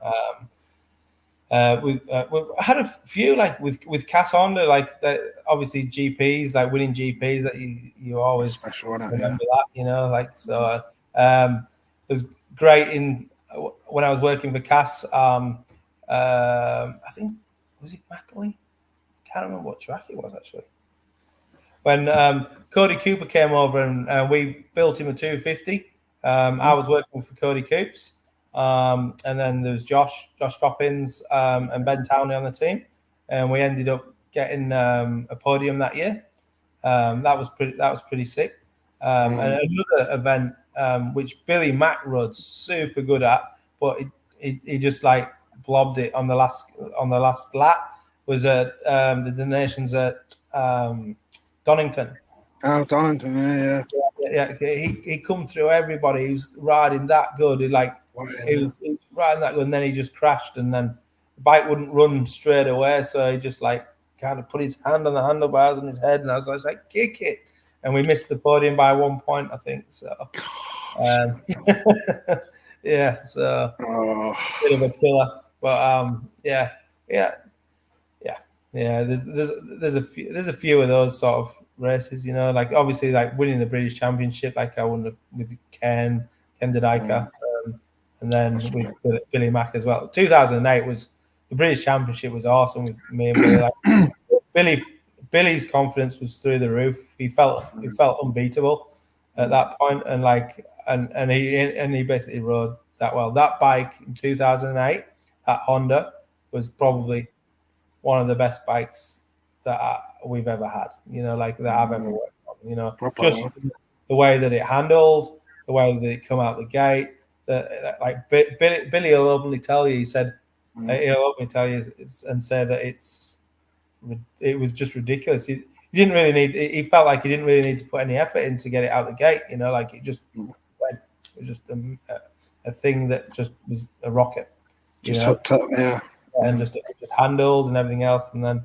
2009, we went to that brand new Honda with a fuel injection, and the thing was just not working for anybody, I don't think. So but yeah. Did you try any other motorcycle sports at all yourself? Road racing, go on that, or obviously I had a grass track solo bike, you know, like a speedway. Yep. So I did a bit of that for a while, but it was always hard trying to find somewhere to ride that. That was the biggest problem. But I rode it a few times, but it's not like somewhere where you could sort of go to practice, you know, like you had to have a super flat field and just on grass and stuff. And it wasn't so easy to go practice. But yeah, I did a little bit of that for a while, and I had a trials bike as well. I did a bit of that just for balance and things like that for ruts and technique. Yeah, that was good when obviously the winter time when everything's terrible over there. Like you can't really ride motocross. You can still go and jump a few logs and stuff like that, you know, on a trials bike and have a bit of fun in the woods and stuff. So yeah, I used to do a bit of all that sort of thing. And then I've pretty much done it all. Like road bikes and stuff. Like you used to go out with a big group of friends back in the UK and go ride and do that. Did a few track days. When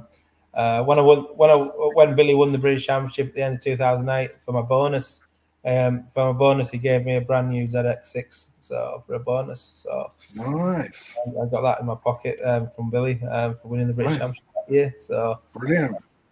So yeah, I used to enjoy it. Used to love riding that thing as well. So, but yeah, as far as racing or going into anything else, I've always just stuck to motocross. If there's anyone out there that would be interested in becoming a mechanic themselves, what would you advise them guys out there?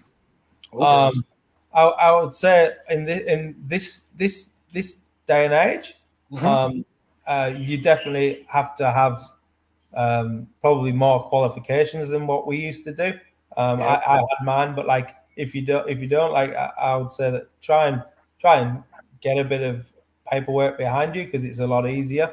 But becoming as a motocross mechanic, like I mean, it's not essential, but you kind of got a foot in the door where you know what you're doing. You know, like people, you can either people and teams go off what they know or who they know, or if you've got paperwork to say that you can do the job, they can teach you the rest. So I would say, like, yeah, if you can get that little bit, because unless you know somebody, it's not that easy to get into. But you've got to be willing to be away a lot. That I've just had a friend and a guy that worked with me last year, Benny Dutton. He worked for Adamo this year and won the World Championship. It was his first year going over there and working for KDM, and he loved it. But he said, like, he didn't realize the amount of work that there was involved, and you just don't get any time to yourself. You just got to be fully committed. Like, because the way it is now, they've just got such a big program that if you're not single, you probably will be by the end of it. Yeah, because I was just about to say, if you got a missus, it's, you're going full like 20 odd rounds just for that. It's like Jesus. Yeah, well, it's more than that. If you got 20 odd rounds, they always do at least two international races or something. Yeah. Then you've got donations as well. So that's an extra 3. So you got like nearly 30 races a year.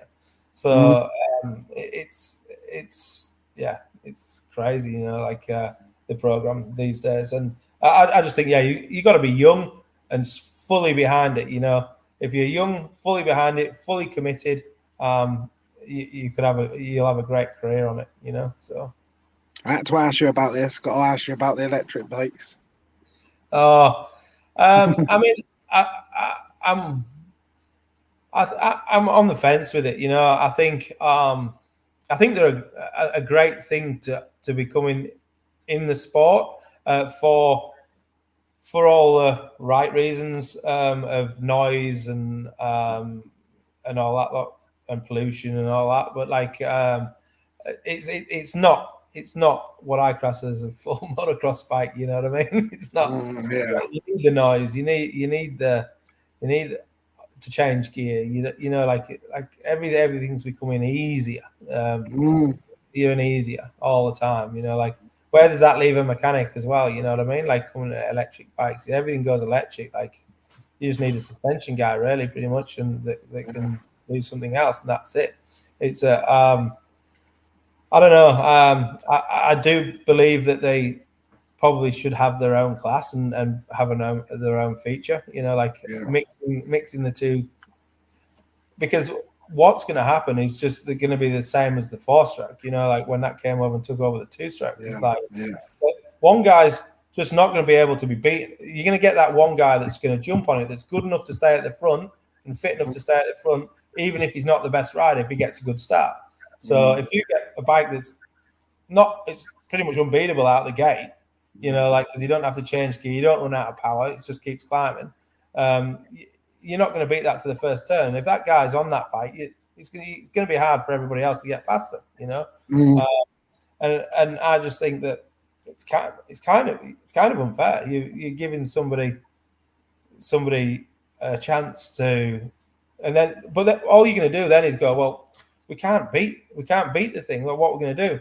Oh, well, let's put one of our riders on an electric bike. Let's put the other one on a motocross bike and see how we go. Then that one will start going. Then that one will start whinging that he's on a better bike than him. Then he'll want to. It's exactly what happened with Townley, Rattray, Daruva back in the early days when they were still on the 125s and the 254 stroke came in. You know, so they all ended up having to go that way because they couldn't compete. You know, so it's just going to be the same thing unless they put it in class. Yeah, I don't know if you see, but just the first round of that arena cross, was it not last week or the week before? And the couple of guys in front, Justin Bogle and all that, and they were on the electrics in there and they won. Yeah. And did you see? Was it Jack Burnell that come out the gate? Yeah, Jack Burnell. Yeah. Ridiculous, like how it came out the gate compared to everything else. I know.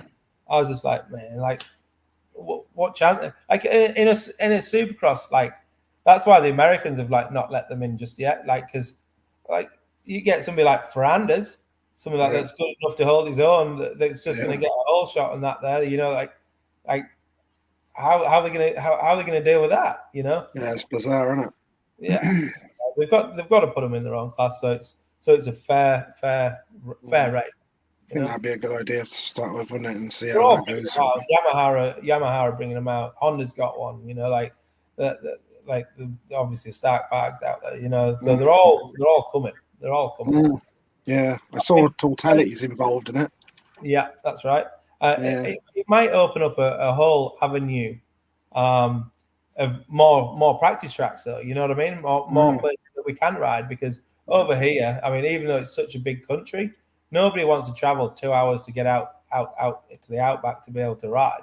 You know, so we want it close.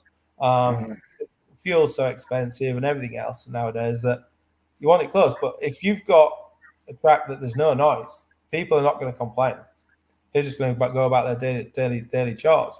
But if you've got 30 450s with loud pipes on, like next door, just pissing you off because you're like in your house trying to watch TV, like people are going to complain. So that might be like good thing for that. Yeah, crosses might be more popular in cities. You know what I mean? Like who knows? Like if you have like a I don't know. Over here we have like football grounds in the cities, but like they don't want to take them there because they're still open air, so there's still noise and stuff like that. So just more so that might benefit the sport a little bit, maybe. Yep. I'm not sure. Yep. But like I say, I'm on the fence with it all, really. Has there been any riders? Because obviously there's all different characters. I bet you feel like a psychiatrist some of the time as well as a mechanic, but I'm sure there's some harder work than others. Oh yeah. Yeah. I mean, or whatever. Yeah, the riders. I mean, obviously, up until moving to Serco, to be honest with you, up until moving to Serco, I never worked on the 250. I've always been on the 450, like on a 450 team. So it's just unbelievable between the two different types of riders. Like when you are working with the younger guys, the guys that they can't. It's more so this year. A lot of them expect everything. It's like they're the rider, they're the king, and everything else. Whereas the older ones, which are more experienced and won more things and everything else, have more respect for the people that work for them. So it's kind of like the older guys and the riders that I've worked with in the past have always, majority of them have been respectful, like on the money. You know what I mean? It's just been absolutely great. But like the younger guys that you work with these days, they're kind of like, oh, I can't ride if that's not right, and I can't ride if this isn't right. And it's like, what do you mean you can't ride? You can crash in the first turn, pick it up, everything's bent, and you can still come through and win. But you can't ride if that little bit's wrong. It's. I mean, I just think that the given a little bit too much too young these days, and not brought up to be respect what they actually have. I think there needs to be a little bit more grounding with some of these guys. So just to make them realize what they actually have in front of them. So was there some of the riders, Paul, that were like harder on the? There's obviously certain riders that are harder on the bikes, harder on clutches, all that sorts of stuff. Well, obviously Ken Dodika, he was a monster on the bike. I don't know how, but he used to stretch the conrods. Like we had to put new rods in like most GPs because the thing was that, and obviously the frame, because we were using carbon fiber subframes and things, but the frame would stretch that much that the carbon doesn't stretch and doesn't move. We'd have to space between the carbon subframe. We'd have to put spacers in to take up the slack where you put the bolt through. Because he was just hard on the bike. Like his legs would smash the pipes to pieces. And then a guy over here, he's only a small guy, but like Matt Moss, like an animal on a bike. Like he just. We did our full budget of exhaust pipes from Pro Circuit before round one. It's just on. I don't know how. How he was doing it. Like because it doesn't look that bad on the bike, but he just used to smash the pipes to pieces and clutch every session and stuff like that. Like I go through brake pads, rear pads, clutches, and pipes on a race weekend, every single motor. With Matt. Wow. Jesus Christ. Yeah, like unbelievable. and like not because he's just overusing it, because the guy's not going slow. He's still winning races and still up the front. You know what I mean? He's riding well. Like Brett Metcalf, he was super hard on clutches when he was on Cowie with us. Like I remember at Maitland.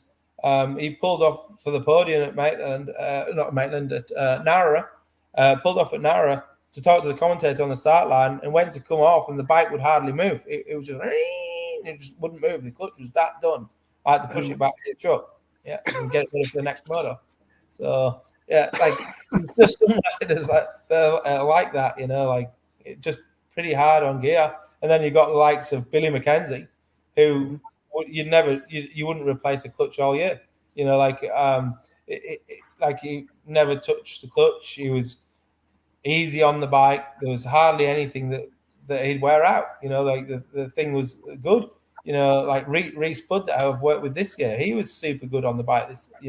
Like not hard on it. Like the clutches were perfect. Like just all like not hard on the bike at all. Just smooth and just runs through everything. So wow, that's unreal.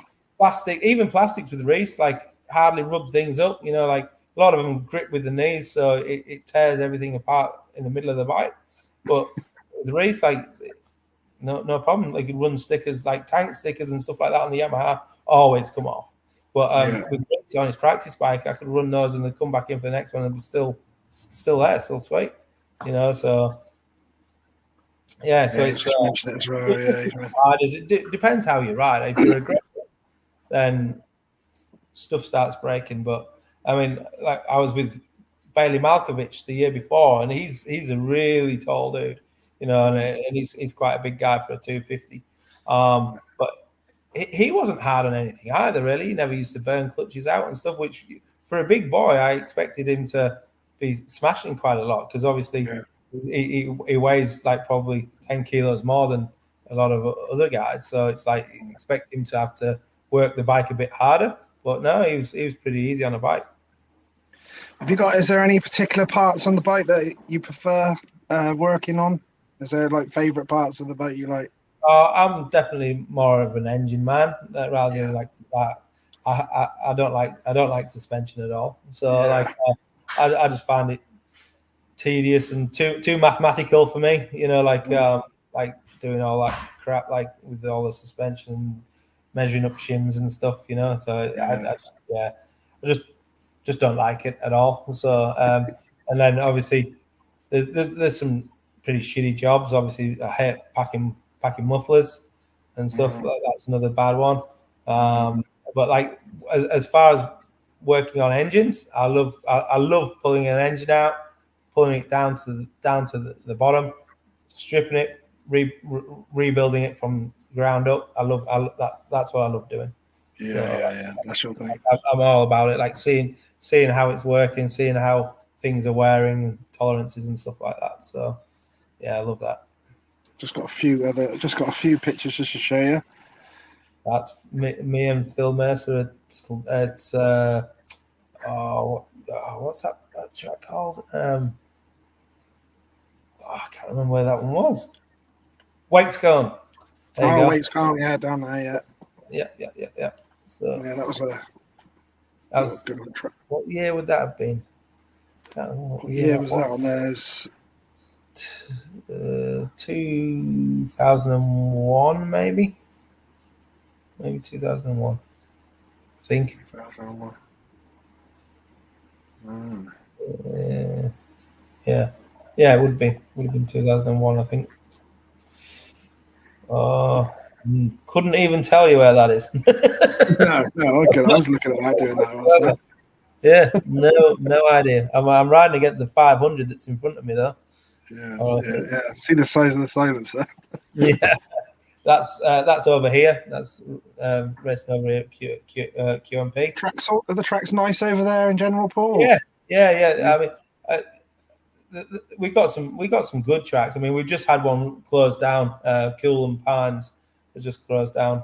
That's good. That's one of my favourite tracks over here. Toowoomba Echo Valley. It's a little bit like it's a little bit like Fox Hills, as in it's in a valley. It's got the same, similar sort of dirt. It goes rock hard, when it's dry, and then it's super muddy when it's soft. It's got some big hills. It's got a big hill at the back called the Matterhorn, which comes down. You're coming down so fast, it's pretty scary, like you would at Fox Hills. It's a pretty sick venue. You can see everything. Old spectators see everything, from the top. It's great. It's a great place. Yeah. So, but yeah, I'm just riding Adam Money's practice bike there, I think. So Nice. So we might get to see you over in the UK yet. Then might come over hopefully, for the hopefully this year I'm definitely going to try and get there for the donations. So yeah, that would be good. It's been 2018 was the last time I was home. So yeah, it's quite a while already, isn't it? 5 years, isn't it? Yeah, a bit of a time that I'm due to come back over, you know. So it's probably time. So I'll try and You might end up getting roped into something if you go into the nations. You might end up getting roped into something. Yeah, that's it. I'll have to save my pennies, see if I can get myself back there this year. Yeah, that'd be good. I do appreciate you going up so early to have a chat with me. I really appreciate that, mate. No problem. It's been good. Thank you, my fun. friend. Thank you, mate. Excellent. And we'll keep an eye and let us know how you're getting on and what you're going to be doing and stuff. And hopefully we'll see you at the nations. It'd be good. Will do. Yeah, well, keep Thanks, in touch. Paul. Thanks for it. Cheers, mate. Thanks for your time. Bye. Legend. Thank you, mate. Bye. Great chat there with the man, Paul Teasdale. I enjoyed that. It's good as well to get the mechanic side of things as well. Not really done anything like that with a rider that's gone on to be a mechanic as well. And so it'd be interesting as well. Obviously, this Wednesday, 7 p.m. UK time Wednesday, we're going to have a chat with commentator Roger Warren. So again, that's going to be something from a different side of the sport as well. So that'll be interesting. Tomorrow, we're going to speak to Matt Bates as well. So going to obviously ask him a lot about the Arena Cross series, and remember him doing the Red Bull series, and lots of things to ask him as well about his racing career. So hopefully some of you might pop on tomorrow night as well. I shall share this. This is all these interviews all recorded. And if any of you motocross fans that are on, make sure you share all these. Get involved with my Motocross and Spear Memories. Got a YouTube channel. It's free to subscribe on there. I've been trying to write them down now. All the interviews. Obviously, I do the same in Speedway and Motocross. So they're definitely accruing up now over the last few years. Someone asked me the other day, saying to me, "Oh, have you done so and so?" And you've done so and so. I was like, "Yeah, I actually have." I'll give you a quick little rundown. So if you can go on my YouTube channel, you can watch these anytime. Because like I said, these are all recorded. Some people come on live, it's just nice and have a chat and come on, and even former riders like you've seen yesterday on there tonight, and loads of other guys on here as well. But yeah, you can check all these out. You can watch them in your own time, which is always good when they're recorded. These are some of the motocross ones that I've done. I did Ricky Johnson. That was a good 2 or 3 hours, and Warren Edwards come on to talk with him as well about the NEC. Done Jeff Ward, Roger DaCosta, Jeff Emig, Danny Laporte, Stefan Everts, Ron Lachine, Robbie Reynard, Doug DeBuck, Mike LaRocco, Mike Alessi, Jeff Stanton, Jim Holly, Jimmy Button, Casey Johnson, Mike Brown, Jeff Matasevich, Talon Voland, Joel Smets, Marnie Bavorts, Mickey Diamond, Doug Henry, Zach Osborne, Bader Monet, Dave Thorpe, Kurt Nickel, Paul Malin, Rob Herring, Jamie Dobb, Carl Nunn, Paul Cooper, Jackie Martins, Mike Healy, Bob Moore, Billy Lyles, Jorgen Nielsen, Mark DeRuva, Jordi Tixier, Josh Coppins, Ben Towley, Steffi Bow, Zeb Tortelli, Max Anstey, Mervyn Anstey, Gordon Crockard, Harry Everts, Liam Everts, David Pingree, Tim Geyser, Marcus Hansen, Jeff Leask, Brian Jorgensen, Roger Harvey, Graham Noyce,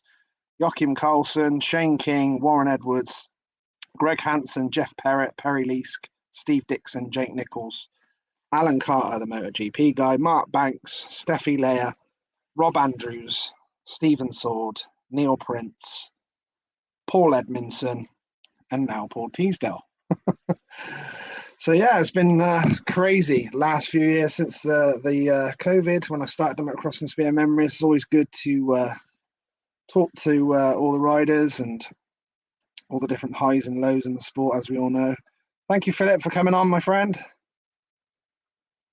So hopefully get to see some of you guys and girls on here in the next couple of nights. Like I said, 7 p.m, a bit earlier tomorrow night, 7 p.m. UK time.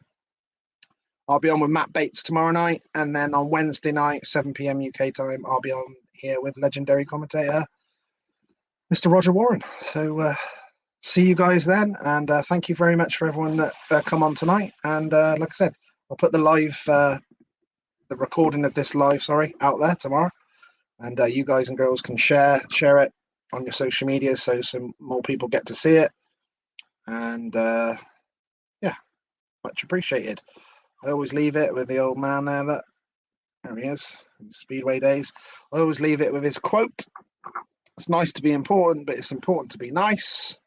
Much love to you all. Ciao. See you all soon.